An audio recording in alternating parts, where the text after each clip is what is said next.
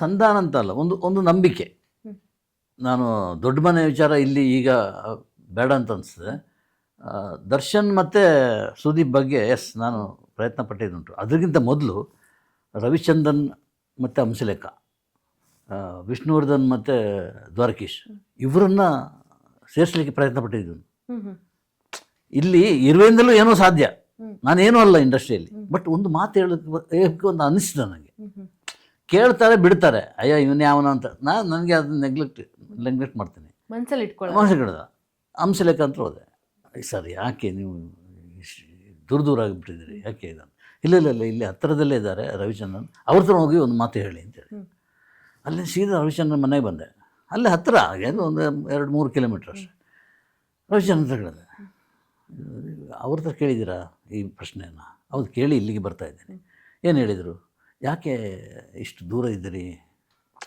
ಇಂಡಸ್ಟ್ರಿಯವರು ಅವರು ಯಾರ್ಯಾರೋ ಲಾಭ ಮಾಡ್ಕೊಳ್ತಾ ಇದ್ದಾರೆ. ನಿಮ್ಮ ದ್ವೇಷನ ನೀವು ಪರಸ್ಪರ ಮಾತಾಡದಿರೋದನ್ನು ಯಾರ್ಯಾರೋ ಲಾಭ ಮಾಡ್ಕೊಳ್ತಾರೆ, ಅದು ಯಾಕೆ ಆಗಬೇಕು? ಮತ್ತು ನೀವು ಒಟ್ಟಿಗಾದರೆ ಇಷ್ಟು ದೂರ ಬರಬೇಕಾಗಿಲ್ಲ ಅಂತ. ಆಗ ತಕ್ಷಣ ರವಿಚಂದ್ರನ್ ಹೇಳಿದ್ರು, ನಾವು ಎಲ್ಲರೂ ಇದ್ದಾರೆ, ದೂರ ಎಲ್ಲಿದ್ವಿ, 2 ಕಿಲೋಮೀಟರ್ ದೂರದಲ್ಲಿದ್ದೀವಿ ಅಂತೇಳಿ. ಹೆಂಗಾಗಿತ್ತು ಉತ್ತರ? ನನಗೆ ಅವಮಾನ ಮಾಡಿದಂಗಲ್ವ? ಇಬ್ಬರಿಗೂ ಮನಸ್ಸಿತ್ತು, ನೀವೊಂದು ಸೇತುವೆ ಅಲ್ಲ, ದೂರ ಎಲ್ಲಿದ್ದೀವಿ ಅಂತ. ದೂರ ಈ ದೂರ, ಮನೆಗೆ ದೂರ, ಅದರ ಹೊರತು ಬೇರೆ ಏನು ಮಾತಾಡಲಿಕ್ಕಿಲ್ಲ. ನನಗೊಂಥರ ಅನ್ನಿಸ್ತದೆ, ಇದು ಬೇಡಪ್ಪ ಅಂತ ಸುಮ್ಮನಾಗ್ಬಿಟ್ಟೆ. ದ್ವಾರಕೀಶ್ ಹೋದ್ರೆ ಆಮೇಲೆ ಒಂದು ಯಾವುದೋ ಸಮಾರಂಭದಲ್ಲಿ ಫ್ರಂಟ್ ಸ್ವಲ್ಪ ಬೇಗ ಬಂದಿದ್ರು ಅವರು. ನಾನು ಯಥಾ ಪ್ರಕಾರ ಪ್ರೆಸ್ ಮೀಟಿಗೆ ಬೇಗ ಹೋಗ್ತೀನಿ ಸಮಾರಂಭಕ್ಕೆ. ಯಾವುದಕ್ಕೆ ಅವರು ಕೂತ್ಕೊಂಡಿದ್ದಾರೆ ಅಂತ ಪಕ್ಕದಲ್ಲಿ ಹೋಗಿ ಕೂತ್ಕೊಂಡೆ. ಕೇಳಬೇಕು ಅಂತ ಅನ್ನಿಸ್ತು ಆ ಟೈಮಿಗೆ. ವಿಷ್ಣುವರ್ಧನ್, ನೀವು ತುಂಬ ಯಾಕೆ ಸರ್ ನೀವು ಒಟ್ಟಿಗೆ ಇರಬಾರ್ದು, ಆಪ್ತ ಮಿತ್ರ ಇದೆ ಅಂತೆಲ್ಲ ಸೂಪರ್ ಹಿಟ್ ಆಗಿರೋದು. ಇಲ್ಲ ಗಣೇಶ್ ಅವರೇ, ಅದೇ ಸಮಸ್ಯೆ ಆಗಿರೋದು. ಆಪ್ತ ಮಿತ್ರ ನಂದು ಅಂತೇಳಿ ಅವನಿಗೆ ಮಹಾ ಕೊಬ್ಬು, ಅವನಿಗೆ ಅಂತ. ಇದು ಸಣ್ಣ ಪದ ಕೊಬ್ಬು. ಎಂತೆಂಥ ಬೈದಿದ್ದಾರೆ ದ್ವಾರಕೀಶ್ ಅಂದರೆ ವಿಷ್ಣುವರ್ಧನ್ ಬಗ್ಗೆ ತುಂಬ ಕೆಟ್ಟದಾಗಿ ಬರೆದ್ಬಿಟ್ಟು. ನಾನು ಕೇಳಿ ತಪ್ಪಾಯ್ತೇನೋ ಅಂತ ಅನ್ನಿಸ್ತು ನನಗೆ.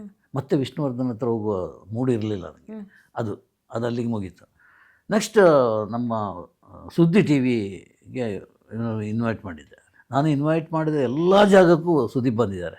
ಅಷ್ಟು ಪ್ರೀತಿ. ಈ ಮನೆಗೆ ಒಂದು 2-3 ಸಲ ಆದರೂ ಬಂದು ಹೋಗಿದ್ದಾರೆ. ಕಾಫಿ ತಿಂಡಿ ಎಲ್ಲ ಕೂತ್ಕೊಂಡು ಹೋಗಿದ್ದಾರೆ. ಸುದೀಪ್ ಕಾರ್ನಲ್ಲಿ ಹೋಗ್ತಾಯಿದ್ವಿ. ನನ್ನ ಕಾರನ್ನು ಅಲ್ಲಿ ನಿಲ್ಲಿಸಿ ಸುದೀಪ್ ಕಾರಲ್ಲಿ ಬನ್ನಿ ಹೋಗೋಣ ಅಂತೇಳಿ ಅಲ್ಲಿ ಹೋಗ್ತಾ ಇರುವಾಗ ಪಕ್ಕದ ಕೇಳೋಣ ಅಂತ ಅನ್ನಿಸ್ತು. ಇದೇ ಸ್ಪಾಟಲ್ಲಿ, ದರ್ಶನ್ ನೀವು ಎಷ್ಟು ಸ್ನೇಹಿತರು ಅಂತ ನನಗೆ ಗೊತ್ತು, ಇದ್ದರೂ ಕೂಡ ನೀವು ಯಾಕೆ ಎಷ್ಟು ದೂರ, ಯಾಕೆ ಸಂಬಂಧ ಯಾಕೆ ಕೆಡುತ್ತು? ಗುರುಗಳೇ, ಅದೊಂದು ಮಾತ್ರ ಕೇಳಬೇಡಿ, ಅದರ ವಿಚಾರ ಬಿಟ್ಟುಬಿಡಿ. ಅದು ಆಳಕ್ಕೆ ಹೋದರೆ ಏನೇನೋ ಇದೆ ಬರುತ್ತೆ, ಅದರ ವಿಚಾರ ಬೇಡ ಅಂತ ಹೇಳ್ಬಿಟ್ಟು ನಾನು ಬಿಟ್ಬಿಟ್ಟೆ. ಪ್ರಯತ್ನ ಪಟ್ಟಿದ್ದೀರಾ? ಖಂಡಿತ ಪಟ್ಟಿದ್ದೀನಿ. ನನ್ನ ಇದನ್ನು ಮಾಡಿದ್ದೀನಿ ಅಂತ ನನಗೊಂದು ಸಮಾಧಾನ ಇದೆ. ಆಮೇಲೆ ಅವರ ಸ್ನೇಹ ಎಷ್ಟು ದೊಡ್ಡದಿತ್ತಂದರೆ, ಬೆಳಗ್ಗೆ ಯಾವುದೋ ಫ್ರೀ ಇದ್ದಾಗ ಸುದೀಪ್ ಫೋನ್ ಮಾಡ್ಬಿಡೋದು ದರ್ಶನ್ಗೆ, ಎಲ್ಲಿ ಹೋಗ್ಬಿಡೋ ಅಂತ. ಲಾಂಗ್ ಡ್ರೈವ್, ಚೆನ್ನೈಗೆ ಅಲ್ಲಿಗೆ ಎಲ್ಲಿ ಹೋಗ್ತಾ ಇರೋದು. ಅವ್ರಿಗೇನು ಫ್ಲೈಟೇ ಬೇಕಂತಿರಲಿಲ್ಲ, ಕಾರಲ್ಲಿ ಹೋಗ್ತಾ ಇರೋದು. ಒಂದು ದಿವಸ ನಾನು ಮೈಸೂರಿನಲ್ಲಿದ್ದೆ. ಸುದೀಪ್ ಫೋನ್ ಮಾಡಿದರು, ಗುರುಗಳು ಎಲ್ಲಿದ್ದೀರಿ ಅಂತೇಳಿ.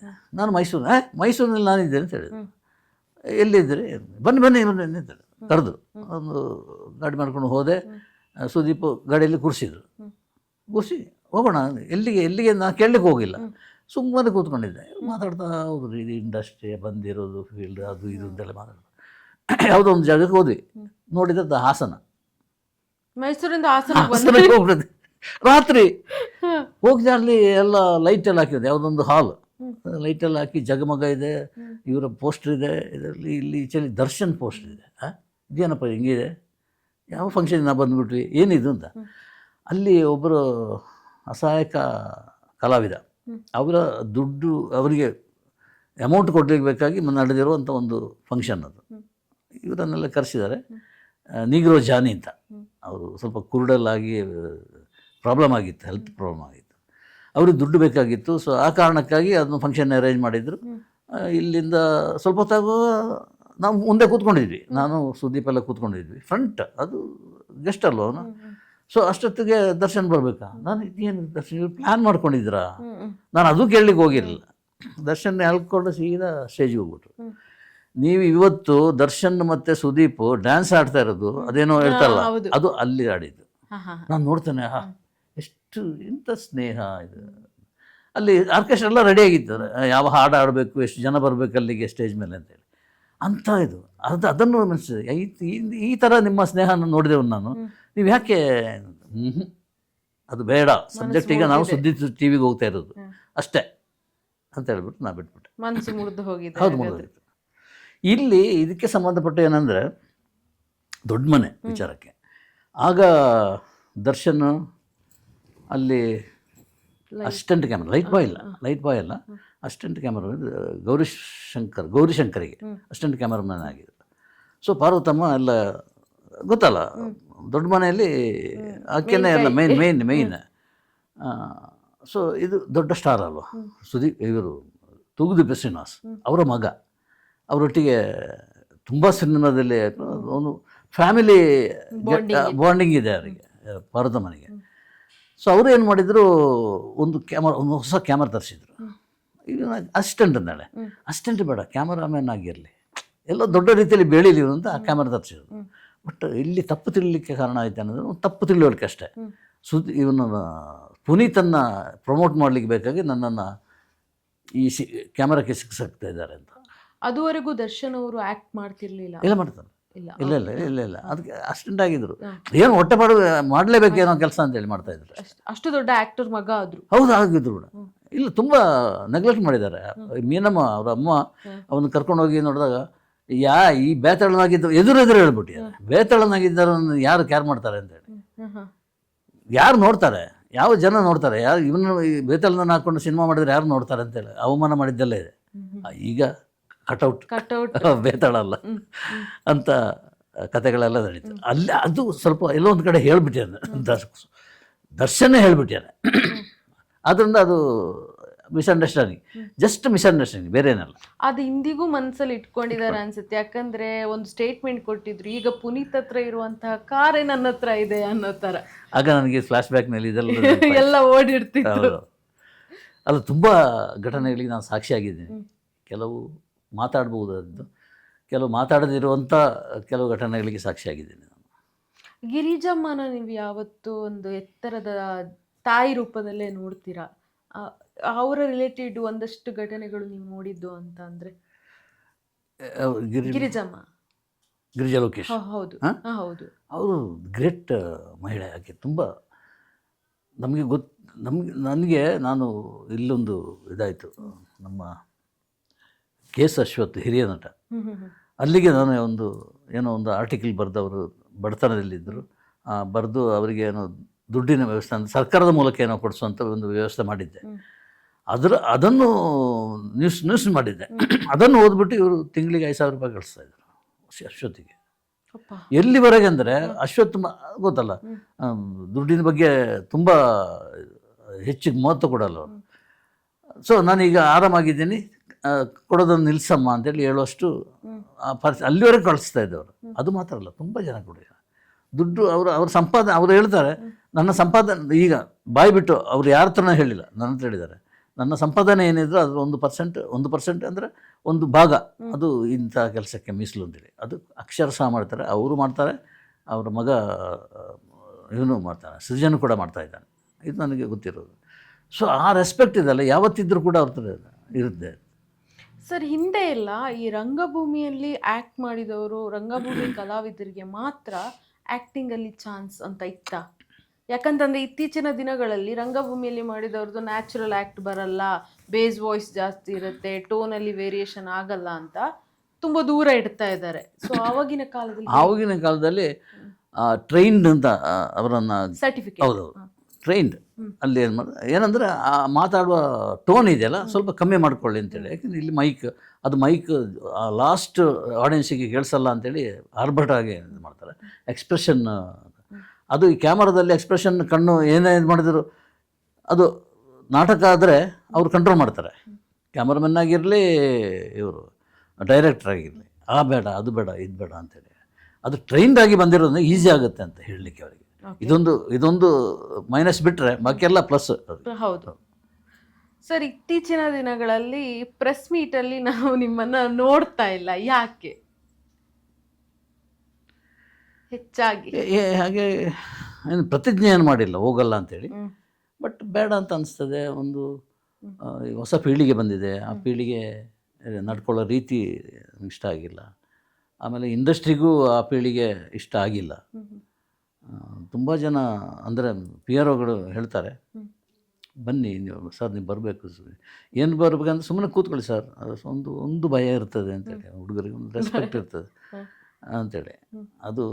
ಅದಕ್ಕಿಂತ ಮೊದಲು ನಾನು ಹೇಳಲಿಕ್ಕೆ ನಾವು ಒಂದು ಪ್ರೆಸ್ ಮೀಟ್ ಅಂತ ಹೇಳಿದ್ರು, ಇಲ್ಲಿ ನಾನು ಕೂತ್ಕೊಂಡಿರ್ತೀನಿ, ನನ್ನ 2 ಚೇರ್ ಆ ಕಡೆ ಈ ಕಡೆದು ಖಾಲಿ, ಯಾಕೆ ಯಾರೂ ಕೂತ್ಕೊಳ್ಳಿಲ್ಲ. ರೆಸ್ಪೆಕ್ಟ್ಫುಲಿ ಯಾಕೆಂದ್ರೆ ಅಲ್ಲ, ಹತ್ರ ಏನಾದ್ರು ಮಾತಾಡಿದ್ರೆ ಬರ್ದಾಗ್ತೀರಿ ಅಂತ. ಅಲ್ಲಲ್ಲ, ಪ್ರಶ್ನೆ ಹುಡುಗರು ಬಂದು ಕೂತ್ಕೊಳ್ಳೋದು ಮಾತಾಡ್ಬೋದಲ್ಲ. ನಾನೊಬ್ಬನೇ ಕೂತ್ಕೊಂಡಿರ್ತಾನೆ. ಅದು ಕೇಳಿದೆ ಪಿ ಆರ್ ಹೊತ್ತು ವೆಂಕಟೇಶ್ ಹತ್ರ, ಏನು ವೆಂಕಟೇಶ್ ಯಾಕೆ ಇದೆಲ್ಲ ಖಾಲಿ ಇದೆ ಸರ್? ಭಯ ಸರ್ ನಮ್ಮಾರೆ ಭಯ ಬಿಡ್ಲಿಕ್ಕೆ ನಾನೇನು ಮಾಡ್ತೇನೆ? ಅದು ಪ್ರಶ್ನವರು ಅವರೆಲ್ಲ ನಮ್ಮ. ನೀವು ಈಗ ಏನು ಮಾಡಲ್ಲ, ಹಿಂದೆ ಏನೋ ಒಂದು ಮಾಡಿರ್ತೀರಲ್ಲ, ಅದು ಅದೇ ಬ್ರ್ಯಾಂಡ್ ಆಗಿರೋದು. ಅದು ನನಗೆ ಪ್ಲಸ್ ಹೌದು ಮೈನಸ್ ಹೌದು. ನಾನು ಹೇಳ್ತೇನಲ್ಲ, ಹಾಯ್ ಬೆಂಗಳೂರಿಗೆ ಬರೆದಿರೋದು ಅದು ಪ್ಲಸ್ ಹೌದು ಮೈನಸ್ ಹೌದು.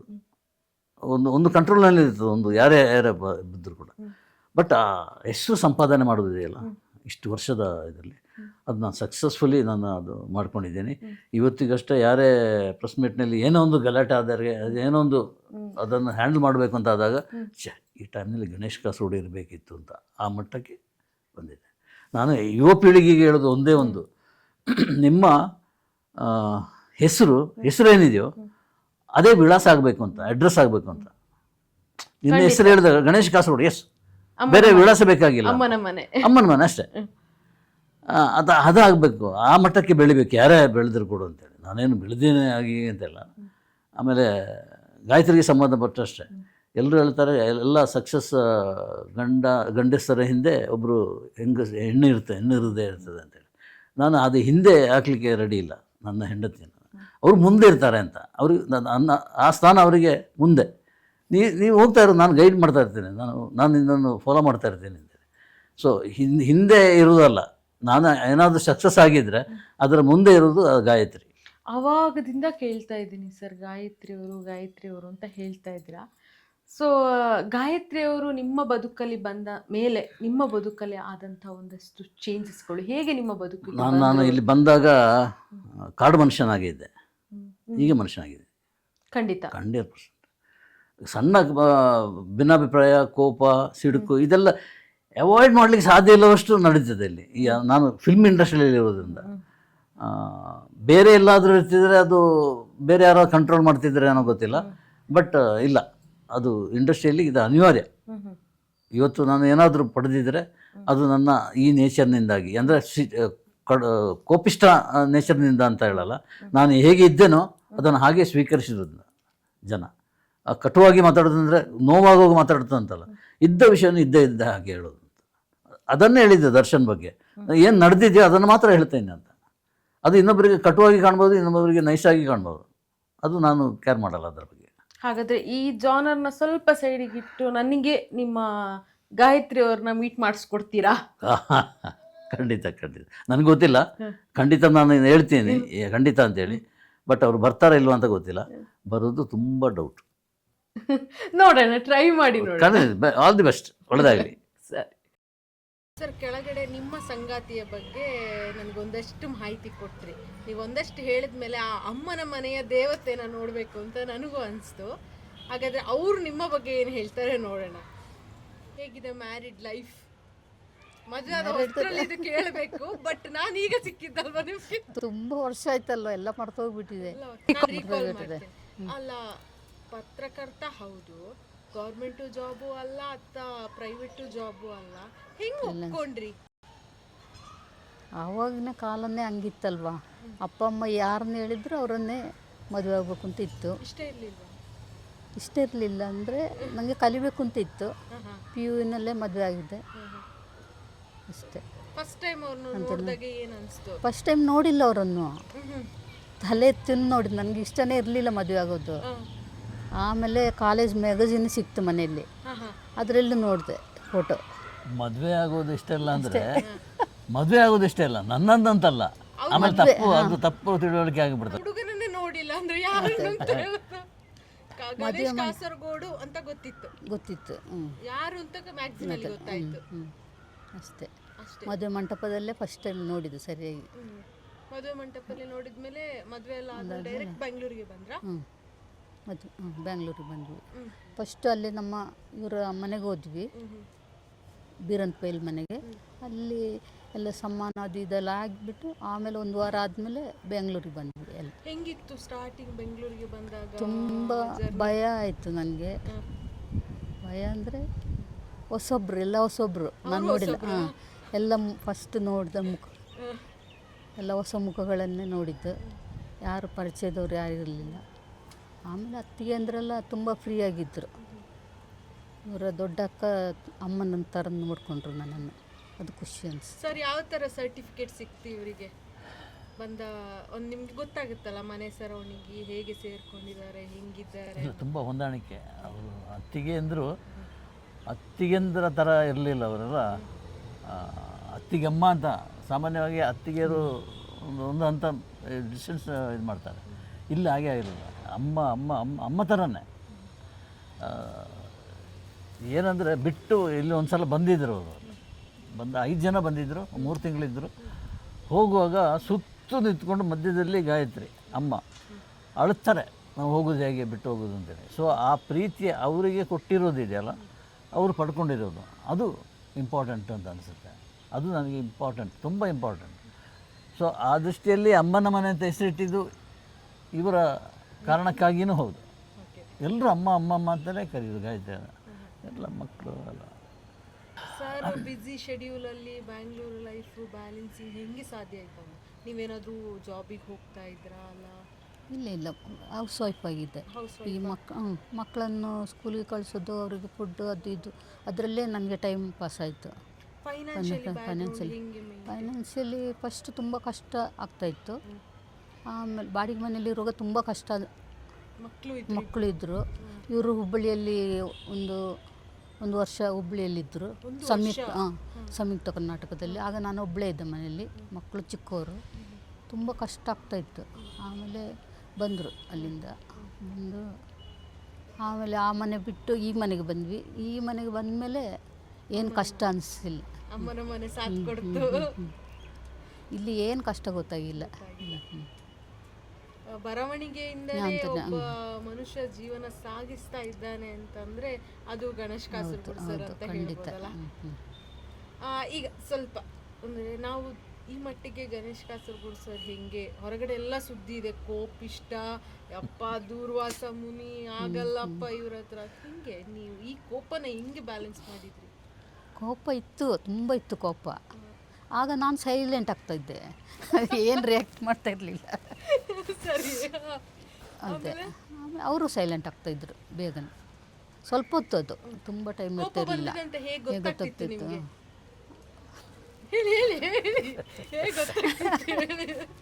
ಅವರ ಸೌಂಡಲ್ಲೇ ದಡ್ಡ ಅಂತ ಬಾಗಿಲು ದಡ್ಡ ಅಂತ ಆಗ್ತಾಯಿದ್ರು. ಆಮೇಲೆ ಕೈಯಲ್ಲಿ ಏನಿತ್ತು ಅದನ್ನು ಬಿಸಾಕ್ತಿದ್ರು. ಅದು ಕಾಸ್ಟ್ಲಿ ವಸ್ತು ಮೇಲೆ ಬಿಸಾಕ್ತಾ ಇರಲಿಲ್ಲ. ಅದು ನೀವೇ ಹಾಗೆ. ಆಮೇಲೆ ಹೇಗೆ ಸೈಲೆಂಟ್ ಆದ್ರು? ಏನಾದ್ರು ಒಂದು ಟಿಪ್ಸ್ ನಮ್ಮ ಆಡಿಯನ್ಸಿಗೆ ಹೇಳೋದು? ಸ್ವಲ್ಪ ಹೊತ್ತು ಅವ್ರದ್ದು ಸ್ವಲ್ಪ ದೂರ ಇರಬೇಕಷ್ಟೇ, ಮಾತಾಡಬಾರ್ದು. ಆಮೇಲೆ ಅವರಾಗೆ ಬಂದು ಸರಿ ಹೋಗ್ತಾರೆ ಅಷ್ಟೇ. ಸರ್, ಇದೊಂದು ವೀಕ್ನೆಸ್ ಹೇಳೋದಾದ್ರೆ, ಒಂದು ವೀಕ್ನೆಸ್ ಏನಾದರೂ ಇದು ಕೊಟ್ಟರೆ ನೈಸ್ ಆಗ್ತಾರೆ, ಇದು ಕೊಟ್ಟರೆ ಕರಗ್ಗು ಹೋಗ್ತಾರೆ? ಏನಿಲ್ಲ, ನಾನು ಹೋಗಿ ಮಾತಾಡಿಸ್ಬೇಕು ಅವ್ರ ಹತ್ರ ಅಷ್ಟೇ. ಸಿಂಪಲ್. ಹಂಗೆ ಬಿಟ್ಟರೆ ಅವರು ಸೈಲೆಂಟ್ ಆಗಿಬಿಡ್ತಾರೆ. ಸರ್, ಹೊರಗಡೆ ಏನೇನೋ ಇದೆ ಸರ್ ಸುದ್ದಿ, ಅವ್ರು ಬಂದು ಮಾತಾಡಿದ ಕೂಡಲೇ ಸೈಲೆಂಟ್ ಆಗ್ತೀರಾ? ನನ್ನ ಬಗ್ಗೆನಾ? ಕೋಪ ಅಷ್ಟೇ? ಇಲ್ಲ, ಅದೆಲ್ಲ ಅಪಪ್ರಚಾರ, ಷಡ್ಯಂತ್ರ, ತಂತ್ರ. ಏನಿಲ್ಲ, ನಾನು ಇಷ್ಟು ವರ್ಷದಲ್ಲಿ ನಾನು ನೋಡಿದಲ್ಲಿ ನಾನು ಹಾಗಿದ್ದೇನೆ ಅಂತ ಅನ್ಸುತ್ತಾ? ಇಲ್ಲ, ಸಾಂದರ್ಭಿಕವಾಗಿ ಎಲ್ಲಿ ಸ್ಫೋಟಗೊಳ್ಬೇಕು ಅಲ್ಲಿ ಮಾತ್ರ ಸ್ಫೋಟಗೊಳ್ತಾನೆ. ಅದರ ಹೊರತಾಗಿ ಬೇರೆ ಏನಿಲ್ಲ. ನನ್ನಷ್ಟು ಸಾಧು ಸಜ್ಜನ ಈ ಜಗತ್ತಿನಲ್ಲಿ ಇನ್ನೊಬ್ಬ ಇಲ್ಲ. ಒಪ್ಕೋತೀರಾ? ಇಲ್ಲ, ಅದು ಒಪ್ಪಲ್ಲ. ಸಾಧು ಸಜ್ಜನ ಒಪ್ಪಲ್ಲ. ಆಮೇಲೆ ಬೆಂಗಳೂರಿನಲ್ಲಿ ಸಾಧು ಸಜ್ಜನಾಗಿದ್ದರೆ ಬದುಕು ಮಾಡಲಿಕ್ಕಾಗಲ್ಲ. ನೀವೇ ಹೇಳಿದ್ರಿ.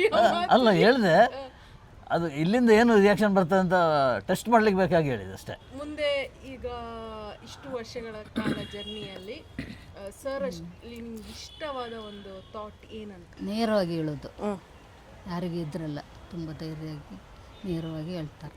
ಮೊದಲು ನೋಡುವಾಗ ಇದು ನಿಮಗೆ ಕಠಿಣ ಅಂತ ಅನಿಸುತ್ತೋ, ತುಂಬ ಭಯಪಡ್ತಾ ಇದ್ದೆ ನಾನು. ಅವರ ವಾಯ್ಸು ಆ ಜೋರು ಮಾತಾಡೋದು, ತುಂಬ ಸೈಲೆಂಟಾಗಿರ್ತಾ ಇದ್ದೆ ನಾನು ಆಗ, ತುಂಬ ಭಯಪಡ್ತಾ ಇದ್ದೆ. ಈಗಂತಕ್ಕೆ ಈಗಿಲ್ಲ, ಆ ಭಯ ಈಗ ಅಭ್ಯಾಸ ಆಗ್ಬಿಡ್ತು ನನಗೆ ಅಷ್ಟೇ. ಅಂದ್ರೆ ನೀವು ಜೋರಾಗಿಲ್ಲ, ನೀವು ಹಾಗೆ ಹೌದಾ? ಇಲ್ಲ, ಕಾಲ ಎಲ್ಲವನ್ನ ತಣ್ಣಗೆ ಮಾಡುತ್ತೆ. ಆಮೇಲೆ ಸಿನಿಮಾ ಫೀಲ್ಡೇ ಇದೆಯಲ್ಲ, ಅದು ಆ ಕೋಪನ ಬಯಸ್ತದೆ. ಇಲ್ಲದ ನಮ್ಗೆ ಗೌರವ ಸಿಗಲ್ಲ. ಅಲ್ಲಿ ಎಲ್ಲಿ ಗೌರವ ಸಿಗಲ್ಲ ಅಲ್ಲಿ ನಾವು ಸ್ಫೋಟ ಆಗ್ತದೆ. ತುಂಬ ಇನ್ಸಿಡೆಂಟ್ಗಳಿದೆ ಬೇಕಂದ್ರೆ. ಇವತ್ತಿಗೆ ಕೂಡ ನನ್ನ ಒಂದು ಆಸೆ ಏನಂದರೆ, ಯಾವುದೋ ಒಂದು ಪ್ರೆಸ್ ಮೀಟ್ ನಡೀತಾ ಇದೆ ಅಂತೇಳಿ ನಾನು ಹೋಗಿರಲ್ಲ, ಬಟ್ ಅವರು ಮಾತಾಡ್ಕೋಬೇಕು, ಈ ಟೈಮ್ನಲ್ಲಿ ಗಣೇಶ್ ಕಾಸರಗೋಡು ಇರಬೇಕಾಗಿತ್ತು ಅಂತ. ಅದನ್ನು ಅದಿದೆ ಇವತ್ತಿಗಿದೆ.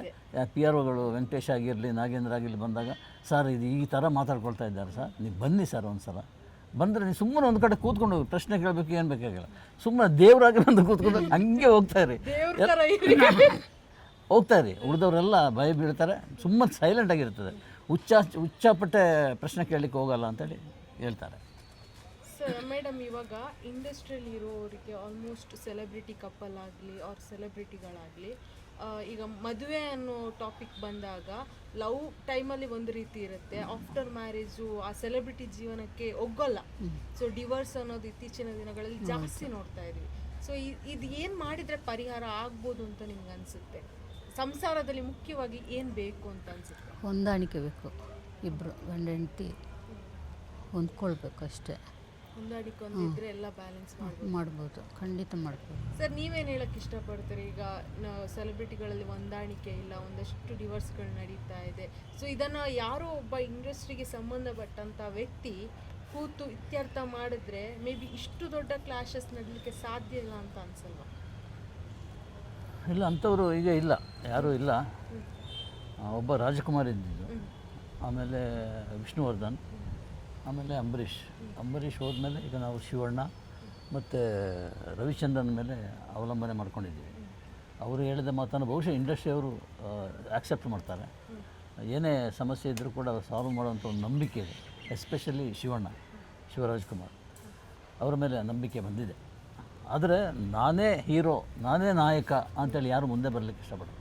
ಮತ್ತು ನಾವು ಕೂಡ ಅಷ್ಟೇ. ಈಗ ಅವತ್ತು ರಾಜ್ಕುಮಾರ್ ಅಷ್ಟೇ ನಾಯಕ ಅಂತೇಳಿ ಅಲ್ಲ, ರಾಜ್ಕುಮಾರ್ ಅವರು ನಮ್ಮ ರಾಜ್ಕುಮಾರ್ ಇವತ್ತಿಗಷ್ಟೇ ಅದು ಇದೆ, ಆ ಹೆಸರಿದೆ.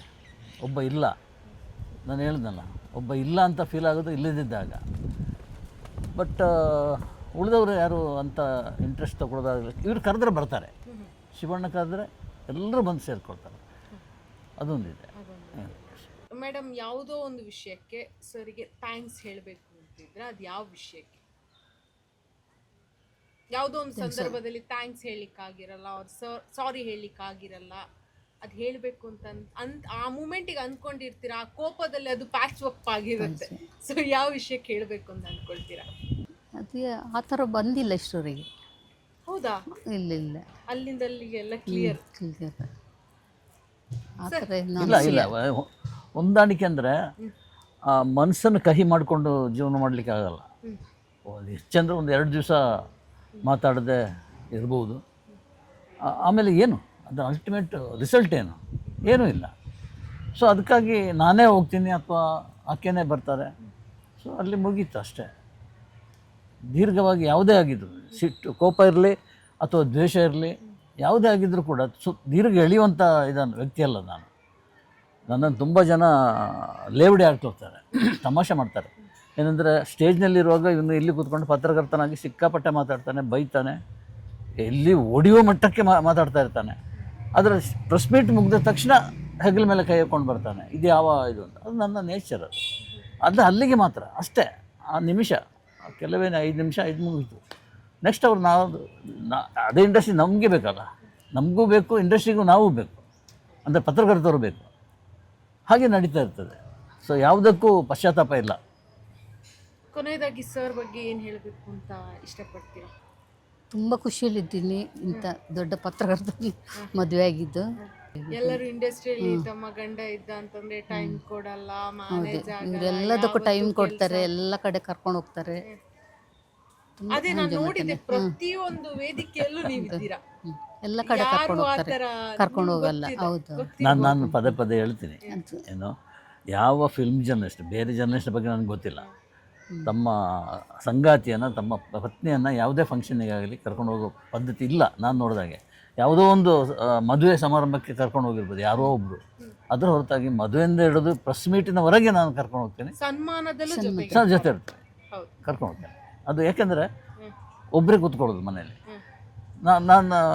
ನಾನು ಅಲ್ಲಿ ಹೋಗಿ ಎಂಜಾಯ್ ಮಾಡೋದು, ಎಂಜಾಯ್ ಅಂದರೆ ಅವ್ರ ಜೊತೆ ಬೆರೆಯೋದು ಇದೆಲ್ಲ. ಸೊ ಬೆರೀಲಿ ಸ್ವಲ್ಪ ನಮ್ಮವ್ರ ಜೊತೆ, ಅದೇ ನಮ್ಮದೇ ಇಂಡಸ್ಟ್ರಿ ಅಲ್ವಾ, ಬೆರೀಲಿ ಅಂತೇಳಿ ಕರ್ಕೊಂಡು ಹೋಗ್ತಾರೆ. ಅವರು ಖುಷಿಯಲ್ಲಿ ಬರ್ತಾರೆ. ಕರ್ಕೊಂಡೋಗಿ ಅಭ್ಯಾಸ ಆಗ್ಬಿಟ್ಟು ಈಗ ಕಾಯ್ತಾ ಇರ್ತಾರೆ ಕರೀಲಿಲ್ವಲ್ಲಪ್ಪ ಅಂತೇಳಿ. ಸೊ ಹೊರಗಡೆ ಹೋಗ್ತಾ ಇರ್ತೀರಾ ಸುತ್ತಾಡಕ್ಕೆ? ತುಂಬ ತುಂಬ ಹೋಗ್ತಾ ಇದ್ವಿ. ಸುತ್ತಾಡೋದಂದ್ರೆ ತುಂಬಾ ಇಷ್ಟ. ಹನಿಮೂನಿಗೆ ಎಲ್ಲಿ ಹೋಗಿದ್ರಿ ಅಂತ? ಹನಿಮೂನು ಅಂತ ಏನಿರಲಿಲ್ಲ, ನಾನು ಮಲ್ಲೇಶ್ವರದಲ್ಲಿ, ನಮ್ಮ ದೊಡ್ಡ ಅಕ್ಕ ಇದ್ದಿದ್ದು ಮಲ್ಲೇಶ್ವರದಲ್ಲಿ, 15 ಕ್ರಾಸ್. 1-2 ದಿವಸ ಅವ್ರ ಮನೇಲಿ ಕಳೆದ್ವಿ. ಒಂದು 2 ರೂಮ್ ಇದ್ದಿದ್ದು, ಅಲ್ಲಿ ಕಳೆದ್ವಿ. ಆಮೇಲೆ ನಮ್ಮ ಭಾವನಿಗೆ ಏನು ಅನಿಸ್ತೇನೋ, ಸ್ವಲ್ಪ ಎಲ್ಲಾದರೂ ಸುತ್ತಾಡಿ ಬನ್ನಿ ಅಂತ ಹೇಳಿದರು. ಸುತ್ತಾಡಿ ಬನ್ನಿ ಅಂತ ಹೇಳಿದಾಗ ಅವರ ಟೋನ್ ಹಂಗೆ ಅರ್ಥ ಆಯಿತು. ಸೊ ಅಲ್ಲಿ ಒಂದು ಕೃಷ್ಣ ಭವನ ಅಂತ ಇತ್ತು, ಅಲ್ಲಿ ಒಂದು ರೂಮ್ ಮಾಡ್ಕೊಂಡಿದ್ವಿ. ಭಾಷೆ ಅದು ಒಂದು ಪಾರ್ಕ್ ಇದೆ, ಹಗಲಿಡೀ ಅಲ್ಲಿ ಪಾರ್ಕ್ನಲ್ಲಿರೋದು, ಅಲ್ಲೇ ಊಟ ಮಾಡ್ಕೊಳ್ಳೋದು, ಊಟದ ವ್ಯವಸ್ಥೆ ಇದೆ, ಅಲ್ಲೇ ಊಟ ಮಾಡೋದು. 2-3 ದಿವಸ, 1 ವಾರ ಇದ್ವಿ. 1 ವಾರ ಇದ್ವಿ. ಇಲ್ಲ ಅಂತ ಹೇಳಿದ್ರಿ, ಈಗ ಅದು ನೆನಪಿಲ್ಲ ಅಂತ. ತುಂಬಾ ವರ್ಷ ಆಯ್ತಲ್ಲ. ಅಲ್ಲ, ಅದು ಒಂದೊಂದ್ಸಲ ಕೂತ್ಕೊಂಡು ಯೋಚನೆ ಮಾಡೋದಿದೆ, ಎಂಥ ಹನಿಮೂನ್ ಮಾಡ್ಕೊಂಡಿದ್ದಲ್ಲಿ. ಇಲ್ಲ, ಊರಿಂದ ಬಂದವರೆಲ್ಲ ಅಲ್ಲಿ ರೂಮ್ ಮಾಡಿದ್ರು, ಅದಕ್ಕೆ ನೀವು ಅಲ್ಲೇ ನಾವು ಅಲ್ಲೇ ಇದ್ವಿ 1 ವಾರ. ಆಮೇಲೆ ದೊಡ್ಡ ಒಂದು ಟ್ರಿಪ್ ಅಂತ ಮೇಡಮ್ ಕರ್ಕೊಂಡು ಹೋಗ್ದೆ ಎಲ್ಲಿಗಾದ್ರೂ ಇದೆಯಾ? ಲಾಂಗ್ ಸಾಗರ, ಸಾಗರ, ಜೋಗ. ಅಲ್ಲಿ ಉದಯ್ ಅಂತ ಒಬ್ಬ ನನ್ನ ಶಿಷ್ಯ ಥರ, ಮಗನ ಥರ, ಮತ್ತು ಫ್ರೆಂಡು ಕೂಡ, ಕಿರಿಯಾಗಡೆ, ಅವನು ಕರೀತಾರೆ ಉದಯ್ ಸಾಗರ್ ಅಂತ. ಅವನ್ನೆಲ್ಲ ವ್ಯವಸ್ಥೆ ಮಾಡಿದ್ರು, ಜೋಗಕ್ಕೆ ಕರ್ಕೊಂಡು ಹೋಗೋದಾಗಲಿ ಇದೆಲ್ಲ. ನಾವಿಲ್ಲಿ ಕಾರಲ್ಲಿ ಹೋಗೋದು, ಇಲ್ಲೇ ಹೋದ್ರೆ ಕಾರಲ್ಲಿ. ಇಲ್ಲಿ ಯಾವುದೋ ಧರ್ಮಸ್ಥಳಕ್ಕೆ ಹೋದ್ವಿ ಮದುವೆಗೆ. ಧರ್ಮಸ್ಥಳದಿಂದ ಕೊಲ್ಲೂರಿಗೆ ಹೋದ್ವಿ. ಕೊಲ್ಲೂರಿಂದ ಗುಡ್ಡ ಬೆಟ್ಟ ಎಲ್ಲ ಹತ್ಕೊಂಡು ಸಿಗಂದೂರಿಗೆ ಹೋದ್ವಿ. ಸಿಗಂದೂರದಿಂದ ಸಾಗರ್, ಜೋಗ ಇದೆಲ್ಲ ನೋಡಿಕೊಂಡು ಶಿವಮೊಗ್ಗ, ಹೀಗಾಗಿ ಈ ಕಡೆ ಬಂದ್ವಿ. ಹೇಗೆ ಡ್ರೈವಿಂಗ್ ಮೇಡಮ್ ಸರ್? ತುಂಬ ಚೆನ್ನಾಗಿ ಮಾಡ್ತಾರೆ, ಫಾಸ್ಟ್ ಡ್ರೈವಿಂಗ್. ಅಂದ್ರೆ ನಿಮಗೆ ಫಾಸ್ಟ್ ಇಷ್ಟ? ಇಲ್ಲ ಇಲ್ಲ ಇಲ್ಲ, ಫಾಸ್ಟ್ ಇಷ್ಟ ಇಲ್ಲ ಅವರಿಗೆ. ಆ ಥರ ಬಿಟ್ರೇನೆ ಸಮಾಧಾನ. ನಿಮ್ಗೆ ಆ ಥರ ಹೋದ್ರೇನೆ ಸಮಾಧಾನನಾ? ಇಲ್ಲ, ಸ್ಲೋ ಹೋಗಿ ಅಂದರೆ ನಿಲ್ಲಿಸ್ಬಿಡ್ತಾರೆ ಕಾರನ್ನ, ನೀನೇ ಡ್ರೈವ್ ಮಾಡು ಅಂತ. ನಿಮ್ಗೆ ಡ್ರೈವಿಂಗ್ ಬರಲ್ಲ? ಬರಲ್ಲ ಬರಲ್ಲ, ಅದಕ್ಕೆ ಅವ್ರು ಹಂಗೆ ಬ್ಲಾಕ್ ಅದಕ್ಕೆ ಸುಮ್ಮನೆ ಇರ್ತೀನಿ ನಾನು, ಏನು ಹೇಳಲ್ಲ. ನಿಮ್ಮ ಒಂದು ಗೆಟಪ್ಪಿಗೆ ಭೂಷಣವೇ ಸೈಲೆಂಟ್ ಅಂತ ನಂಗೆ ಅನಿಸ್ತಾ ಇದೆ. ನಾನು ಜಾಸ್ತಿ ಮಾತಾಡಲ್ಲ ಯಾರ ಹತ್ರ, ಇಲ್ಲ. ಜಾಸ್ತಿ ಮಾತಾಡಲ್ಲ. ಇವತ್ತು ನಮ್ಮ ಇಂಟರ್ವ್ಯೂಗೆ ನಮ್ಮ ಕರೆಗೆ ಹೋಗೊಟ್ಟು ಬಂದಿರೋದು ತುಂಬಾ ಖುಷಿ. ಇಲ್ಲ ಇಲ್ಲ, ಇದು ಕಾರ್ನ ವಿಷಯ ಬಂದಾಗ ನಾನು ಫಾಸ್ಟ್ ನನಗೆ ಅದೊಂದು ಖುಷಿ ಇದೆ. ಫಾಸ್ಟ್ ಅಂದರೆ ಸಿಟಿಲಿ ಕೂಡ ನಾನು 80 ಕಿಲೋಮೀಟರ್ ಸ್ಪೀಡಲ್ಲಿ ಹೋಗ್ತೀನಿ. ಊರಿಗೆ ಹೊಟ್ಟಿದ್ದೆ, ಮಂಗಳೂರಿಗೆ ಹೊರಟಾಗ ಅಲ್ಲಿ ಮ್ಯಾನೇಜರ್ ಹೇಳಿದರು, ಒಂದು 80 ಕಿಲೋಮೀಟರ್ ಸ್ಪೀಡ್, ಅದರಿಂದ ಜಾಸ್ತಿ ಹೋಗ್ಬೇಡಿ ಅಂತ ಹೇಳಿದರು. ಆಯಿತು ಅಂತ ಬಂದ್ವಿ. ಬಂದ ಮೇಲೆ ವಾಪಸ್ ಹೋದಾಗ ಕೇಳಿದರು, 80 ಕಿಲೋಮೀಟರ್ಸ್, 88 ಕಿಲೋಮೀಟರ್ಸ್ ಎಲ್ಲಿ ಅಂತ. ಘಾಟ್ ಸೆಕ್ಷನ್ನಲ್ಲಿ ಅಂತ. ಅವರು ಸ್ವಾಮಿ ಹಿಂದೆ ಇದ್ರ ಇವರು? ಇಲ್ಲ, ಮುಂದೆ ಮುಂದೆ ಹಿಂದೆ ಇದ್ರ ಅಂದ್ರೆ ಗಾಡಿಯಲ್ಲಿ ಇದ್ರ ಅಂತ ಕೇಳಿದ್ದು. ಹೌದೌದು, ಒಟ್ಟಿಗೆ. ಈಗ ಹೇಗಿತ್ತು ವೆದರ್? ಒಂದು ಅವರು ಯಾವತ್ತೂ ಕಾರನ್ನು ಡ್ರೈವಿಂಗನ್ನು ಎಂಜಾಯ್ ಮಾಡಿದ್ದು ನಾನು ನೋಡಿಲ್ಲ. ಒಂದ್ಸಲ ಡ್ರೈವಿಂಗ್ ಹೇಳ್ಕೊಡ್ಬೇಕಿತ್ತು. ಅಲ್ಲ, ಅದು ಅವರ ಇಂಟ್ರೆಸ್ಟ್ನಲ್ಲಿ ಬರಬೇಕು, ಸ್ವಂತ ಇಂಟ್ರೆಸ್ಟ್ನಲ್ಲಿ. ನಾವು ಒತ್ತಾಯ ಮಾಡಿ ಬರುವಂಥದ್ದಲ್ಲ. ಅಂದ್ರೆ ಅವರಿಗೆ ಡ್ರೈವಿಂಗ್ ಹೇಳಿ ಕೊಟ್ರೆ ನಿಮ್ಗೆ ಡಿಮ್ಯಾಂಡ್ ಇರಲ್ಲ ಅಂತ. ಅದು ಅದೊಂದು ಇಲ್ಲ, ಅವ್ರು ಹೇಳ್ತಾರೆ ನಂತರ ನನಗೆ ಕಾರ್ ಸಿಗಲ್ಲ ಅಂತ. ಅದಕ್ಕೆ ಕಾರ್ ಸಿಗಲ್ಲ, ಕಾಲ್ ಸಿಗುತ್ತೆ. ಮೇಡಮ್, ಇಷ್ಟೊತ್ತು ನಮ್ಮ ಜೊತೆ ಮಾತಾಡಿ ತುಂಬಾ ಖುಷಿ ಆಯ್ತು. ಅವರು ಆವಾಗಿಂದ ಗಾಯತ್ರಿ ಗಾಯತ್ರಿ ಗಾಯತ್ರಿ ಅಂತಿದ್ರು. ನಿಮ್ಮನ್ನ ನಾನು ಹಿಂಗೆ ಡೈರೆಕ್ಟ್ ಆಗಿ ನೋಡಿದ್ದೆ. ಚಾನಲ್ ಮುಖಾಂತರ ಎಲ್ರಿಗೂ ಒಂದು ಅಮ್ಮನ ಇಂಟ್ರಡ್ಯೂಸ್ ಮಾಡೋಣ ಅಂತ ನನಗನ್ನಿಸ್ತು. ನಂಗೆ ಕರೆದಿದ್ದಕ್ಕೆ ಬಂದಿದ್ದಕ್ಕೆ ತುಂಬ ಖುಷಿ ಆಯಿತು ಅಮ್ಮ. ಏನಾದರೂ ಸರಿಗೆ ಇನ್ನು ಸ್ವಲ್ಪ ಕೋಪ ಕಮ್ಮಿ ಮಾಡ್ಕೊಳ್ಳಿ, ಇಲ್ಲ ಸ್ವೀಟ್ ತಿನ್ನೋದು ಕಮ್ಮಿ ಮಾಡಿ, ಏನಾದರೂ ಹೇಳಕ್ಕಿದ್ರೆ ಹೇಳ್ಬಿಡಿ. ಕೋಪ ತುಂಬ ಕಡಿಮೆ ಆಗಿದೆ ಈಗ. ಸ್ವೀಟು ಕಡಿಮೆ ಮಾಡಬೇಕಷ್ಟೇ. ಸ್ವೀಟು ತುಂಬ ತಿಂತಾರೆ. ಕಾಫಿ ಕೇಳಿದ್ದುಮ್ಮ, ಕಾಫಿ ಕೇಳಿದ್ದು, ನಾನು ಕಾಫಿ ಕೇಳಿದ್ದು. ಅದನ್ನು ಸ್ವಲ್ಪ ಕಮ್ಮಿ ಮಾಡಬೇಕು. ಏನು ಹೇಳ್ತೀರಾ ಅಮ್ಮನ ಬಗ್ಗೆ? ಅಮ್ಮನ ಬಗ್ಗೆ ಹೇಳುವಂಥದ್ದು ನನಗೇನೂ ಇಲ್ಲ. ನನಗೆ ಅದೇ ಹೇಳ್ತಾರಲ್ಲ, 7 ಜನ್ಮಕ್ಕೂ ಅಂತೇಳಿ. ಒಂದು ಪತ್ನಿ ಅಂತ ಸಿಗಬೇಕು ಅಂತ ಹೇಳಿದರೆ ಅದು ಗಾಯತ್ರಿನೇ ಆಗಬೇಕು. ನಂದು ಸದಾ ಗಾಯತ್ರಿ ಜಪ. ಆಕೆ ನಾನು ತುಂಬ ಗೌರವ ಕೊಡ್ತೀನಿ. ಆ ಗೌರವ ಕೊಡೋದ್ರಿಂದಲೇ ನನಗೆ ಕೆಲವೊಮ್ಮೆ ಇರಿಟೇಟ್ ಆಗಿಬಿಟ್ಟು ಕೋಪ ಬಂದಿರ್ಬೋದೇನೋ. ಆ ಗೌರವ ಮತ್ತೆ ಸ್ಥಾಪಿಸ್ತೇನೆ. ನಾನು ಆಕೆಯ ಸ್ನೇಹನ ಕಳ್ಕೊಳ್ಳಿಕ್ಕೆ ಯಾವ ಕಾರಣಕ್ಕೂ ರೆಡಿ ಇಲ್ಲ. ಆಕೆ ಅಷ್ಟೇ ನನ್ನ ಜೊತೆಗಿರಬೇಕು, ಭಾಳ ಸಂಗತಿಗೆ ಇರಬೇಕು. ಮತ್ತು ಇದೆಲ್ಲ ಸುಖವನ್ನು ನಾವು ಅನುಭವಿಸ್ಬೇಕು. ಈಗ ಹೇಳ್ತಾನೆ ನಮ್ಮ ಮಗ ಅಲೋಕ್, ಇಬ್ಬರು ಎಂಜಾಯ್ ಮಾಡಿ, ಆರಾಮಾಗಿರಿ, ಎಲ್ಲಿ ಬೇಕಿದ್ರು ಹೋಗಿ ಬನ್ನಿ ಅಂತೇಳಿ. ಸೊ ಅದು ನನಗಿಷ್ಟ. ಸುತ್ತೋದಂದರೆ ತುಂಬ ಇಷ್ಟ. ಅದು ಕಾರ್ ಡ್ರೈವಿಂಗ್ ಯಾವತ್ತೂ ನಾನು ಅಯ್ಯೋ ಅಂತ ಬೋರು ಅಂತೇಳಿ. ಯಾವುದಾದ್ರೂ ಒಂದು ಡ್ರೀಮ್ ಪ್ಲೇಸ್ ಅಂತ ಇದ್ರೆ ಯಾವುದಿದೆ ಸರ್? ಈಗ ಇಲ್ಲ, ಅದೆಲ್ಲ ಹೋಗಿ ಆಗಿದೆ. ಅಲ್ಲ, ನಾನು cinema as A film journalist ಇಡೀ ಇಂಡಿಯಾ ಹೊರತಾಗಿ 1-2-3 ವಿದೇಶನ ನೋಡ್ಕೊಂಡಿದ್ದೇನೆ. ಪಾಪ ಆಕೆ ನೋಡ್ಲಿಕ್ಕೆ ಆಗಿಲ್ಲ, ಎಲ್ಲಿ ಕರ್ಕೊಂಡು ಹೋಗಿ. ಅದೊಂದು ಪಾಸ್ಪೋರ್ಟ್ ಸಮಸ್ಯೆ ಇದೆ, ವೀಸಾ ಅದು ಇಲ್ಲ. ಸೊ ಕರ್ಕೊಂಡು ಹೋಗ್ತೀನಿ. ಹೋಗೋದಿದ್ರೆ ಸಿಂಗಾಪುರನೇ, ಸಿಂಗಾಪುರ್ ಹೋಗೋದಿದ್ರೆ ಸಿಂಗಾಪುರ್. ಯಾಕಂದರೆ ಅಲ್ಲಿ ನಮ್ಮ ಸ್ನೇಹಿತರಿದ್ದಾರೆ, ಕಾಯ್ತಾ ಇದ್ದಾರೆ, ಯಾವತ್ತು ಬರ್ತೀರಿ ಅಂತೇಳಿ. ತುಂಬ ಆತ್ಮೀಯರು, ಸಿದ್ದು ಅಂತೇಳಿ ಬೆಂಗಳೂರಿನವರೇ. ಅಲ್ಲಿ ಮೆಟ್ರೋದಲ್ಲಿ ಕೆಲಸ ಮಾಡ್ತಾರೆ. ಬನ್ನಿ ಸರ್, ನಾವು ಒಟ್ಟಿಗೆ ಜೊತೆಲಿ ಬನ್ನಿ, ನಮ್ಮ ಜೊತೆ 1 ತಿಂಗಳು ಇದ್ದುಬಿಡಿ ಅಂತ. 1 ತಿಂಗಳು ಇದ್ದರೆ ಗೊತ್ತಲ್ಲ ಇಲ್ಲಿ ಬೆಂಗಳೂರಿನಲ್ಲಿ ಏನಾಗುತ್ತೆ. ನಮ್ಮ ಕೆಲಸ ಕಾರ್ಯಗಳು ನಮ್ಮ ಜಾಗಕ್ಕೆಲ್ಲ ಬಂದ್ಬಿಡ್ತಾರೆ, ಜನಗಳು ಬಂದ್ಬಿಡ್ತಾರೆ. ಹಾಗೆ ಇಬ್ರು ಎಂಜಾಯ್ ಮಾಡ್ಕೊಂಡು ಲೈಫ್ ಲಾಂಗ್ ಸುತ್ತಾಡ್ತಾ ಇರಬೇಕು ಅಂತ ಡಿಸೈಡ್ ಮಾಡಿದ್ವಿ. ಎಸ್ ಈ ಜೋಡಿ ಹಿಂಗೆ ಇರಲಿ, ನಾನೇ ದೃಷ್ಟಿ ಥ್ಯಾಂಕ್ ಯು. ನಮ್ಮ ನಿಮ್ಮ ಮಾತುಕತೆ ಇನ್ನ ಮುಂದುವರಿಯೋದು. ಮೇಡಮ್ನ ಬೀಳ್ಕೊಡೋಣ. ಯಾವುದೋ ಒಂದು ಸಿನಿಮಾಗೆ ಹೋಗ್ತೀರಾ, ಆರ್ಟಿಕಲ್ ಬರೀತೀರಾ, ಈ ಜಾನರ್ ನಿಮ್ದಿರುತ್ತೆ. ಈ ಬುಕ್ಗಳನ್ನ ಬರಿಬೇಕು, ಸತತವಾಗಿ 25 ಬುಕ್ಗಳನ್ನ ಬರಿಬೇಕು ಅಂತ ನಿಮ್ಗೆ ಯಾಕೆ? 25 ಅಲ್ಲ, 35 ಸಣ್ಣ ತಿದ್ದುಪಡಿ. ನಮ್ಮ ಇನ್ವೆಸ್ಟಿಗೇಷನ್ ಅಲ್ಲಿ ಸ್ವಲ್ಪ ರಾಂಗ್ ಆಗಿದೆ. ಸತತವಾಗಿ 35 ಬುಕ್ಗಳನ್ನ ಬರ್ದಿದ್ದೀರಾ ಅಂತಂದ್ರೆ ಹೇಗಿದು ಸಾಧ್ಯ? ಅನುಭವದ ಮಾತಾ? ಇಲ್ಲ, ಯಾರು ಅದೇ ಹೇಳಿಲ್ವಾ ನಾನು ಬಂದಾಗ, ಗುರಿ ಇಲ್ಲ ಅಂತೇಳಿ. ಬರಿತಾ ಬರ್ತವೆ. ವಿಜಯ ಕರ್ನಾಟಕದಲ್ಲಿರೋ ಒಂದು ಅವಕಾಶ ಇತ್ತು ನನಗೆ. ಏನಂದರೆ ಚದುರು ಚಿತ್ರಗಳು ಅಂತೇಳಿ. ಈ ಅಸಹಾಯಕ ಕಲಾವಿದರ ಮನೆಗೆ ಹೋಗಿ ಎಲ್ಲರೂ ಸ್ಟಾರ್ಗಳ ಮನೆಗೆ ಹೋಗ್ತಾರೆ, ನಾನು ಅಸಹಾಯಕ ಕಲಾವಿದರನ್ನ ನೋಡ್ಕೊಂಡು ಹೋಗ್ತೀನಿ. ಅದು ಯಾರೇ ಆಗಿರ್ಬೋದು. ತುಂಬ ಒಂದು 4 ಸಿನಿಮಾದಲ್ಲಿ ಮಾಡಿದ್ರು ಅವ್ರ ಮನೆಗೆ ಹೋಗ್ತೀನಿ ನಾನು. ಶನಿ ಮಹಾದೇವಪ್ಪ, ತುಂಬ RC ಕಲಾ ಅಂತೇಳಿ, ಇವರೆಲ್ಲ ಮನೆಗೆ ಹೋಗಿ ಒಂದು ಆರ್ಟಿಕಲ್ ಮಾಡಲಿಕ್ಕೆ ಶುರು ಮಾಡಿದೆ. ಅದು ನಾನು ಅದಕ್ಕೆ ಸ್ಟೋರಿ ಮಾಡ್ತಾ ಇದ್ದಾಗೆ ನನಗೆ ಸ್ಟೋರಿ ಸ್ಟೈಲ್ನಲ್ಲೇ ಮಾಡೋಣ ಅಂತ, ಒಂದು ಕಥಾ ರೂಪದಲ್ಲಿ ಬರೆಯೋಣ ಅಂತ ಅನ್ನಿಸ್ತು. ಸೊ ಬರಿತಾ ಎಸ್ ನನಗೆ ಖುಷಿ ಆಯಿತು. ಎಸ್ ಇದನ್ನು ಪ್ರೆಸೆಂಟ್ ಮಾಡೋಣ ಅಂತ ಅದರಲ್ಲಿ ಶುರು ಮಾಡಿದೆ, ಚದುರಿದ ಚಿತ್ರಗಳು ಅಂತೇಳಿ. ಅದು ಶುರು ಆದಮೇಲೆ ಜನ ಓದಲಿಕ್ಕೆ ಶುರು ಮಾಡಿದ್ರು. ಜನ ಮಾತ್ರ ಅಲ್ಲ, ನಮ್ಮ ಆಫೀಸ್ನಲ್ಲಿ ಎಲ್ಲರೂ ಓದಲಿಕ್ಕೆ ಶುರು ಮಾಡಿಬಿಟ್ರು. ವಿಜಯ ಕರ್ನಾಟಕ ಅದು 18 ಎಡಿಷನ್ ಇತ್ತು. 18 ಎಡಿಷನ್ನಲ್ಲಿ ನಾನು ಇಲ್ಲಿಂದ ಕಳಿಸೋದು ಮಂಗಳವಾರ, ಅಂದರೆ ಶುಕ್ರವಾರ ಪ್ರಿಂಟಿಗೆ. ಬುಧವಾರ ಎಲ್ಲ ಇದರಲ್ಲಿ ಪ್ರೆಸ್ಸಲ್ಲಿ ಸ್ಕ್ರೀನಲ್ಲಿ ಈ ಆರ್ಟಿಕಲ್ ಓದ್ತಾ ಕೂತ್ಕೊಳ್ತಿದ್ದೆ. ಒಂದು ದಿವಸ ಇವರು ಬಂದರು, ವಿಜಯ ಸಂಕೇಶ್ವರ್. ಏನು ಎಲ್ಲರೂ ಒಂದೇ ಇದನ್ನು ಓದ್ತಾರೆ, ಏನು ಅದು ಗಣೇಶ್ ಕಾಸರಗೋಡು ಅವರು ಬರೆದ ಚದುರು ಚಿತ್ರಗಳು ಓದ್ತಾ ಇದ್ದಾರೆ ಸರ್, ತುಂಬ ಚೆನ್ನಾಗಿದೆ, ಜನ ಓದ್ತಾ ಇದ್ದಾರೆ ಅಂತ. ನನಗೆ ತಕ್ಷಣ ಒಂದು ಲೆಟ್ರ್, ತುಂಬ ಚೆನ್ನಾಗಿ ಬರುತ್ತಿದೆ ಸಿನಿಮಾ ಪುಟ, ಇನ್ನೂ ಚೆನ್ನಾಗಿ ಮಾಡಿ ಅಂತೇಳಿ. ಸೊ ಅದೊಂದು ಪ್ರೈಸ್, ಅದು ಸರ್ಟಿಫಿಕೇಟ್ ಅಂತ ನಾನು ಇಟ್ಕೊಂಡಿದ್ದೀನಿ. ಅದು ಬರೆದು ಅಂಕಣ ಬರೆದಾಗ ರೆಗ್ಯುಲರ್ ಆಗಿ ನಮ್ಮ ಇಂದ್ರಜಿತ್ ಲಂಕೇಶ್ ಅವರು ಓದ್ತಾ ಇದ್ರು. ಅವರು ಒಂದು ದಿವಸ ಆಫೀಸಿಗೆ ಬಂದು ಒಂದು ಆಫರನ್ನು ಮುಂದಿಟ್ಟರು. ಗಣೇಶ್, ಇದು ಪುಸ್ತಕ ರೆಡಿ ಮಾಡೋಣ ಇದು ಅಂತೇಳಿ. ಪುಸ್ತಕ ಮಾಡೋಣ? ಅದು ನನಗೆ ಅದರ ಐಡಿಯಾನೇ ಇಲ್ಲ. ಪುಸ್ತಕ ಅದು ಮತ್ತು ಖರ್ಚು ಅದು ನನ್ನ ಕೈ ಸಾಧ್ಯ ಇಲ್ಲ. ನನ್ನ ಜೀವನ ಒಂದು ಇದರಲ್ಲಿ ಸೆಟ್ ಆಗಿದೆ. ಇಲ್ಲ ನಿಮ್ಗೆ ಯಾಕೆ ಯೋಚನೆ, ನಾನು ಪ್ರಿಂಟ್ ಮಾಡಿ ಕೊಡ್ತೀನಿ ಅಂತ. ಹಾಗಿದ್ರೆ ಅದರ ಹಕ್ಕು ಅಲ್ವಾ ಮ್ಯಾನೇಜ್ಮೆಂಟ್ ಒಬ್ಬರು. ಆಗ ಎಡಿಟರ್ ಆಗಿದ್ದವರು ವಿಶ್ವೇಶ್ವರ ಭಟ್ರು.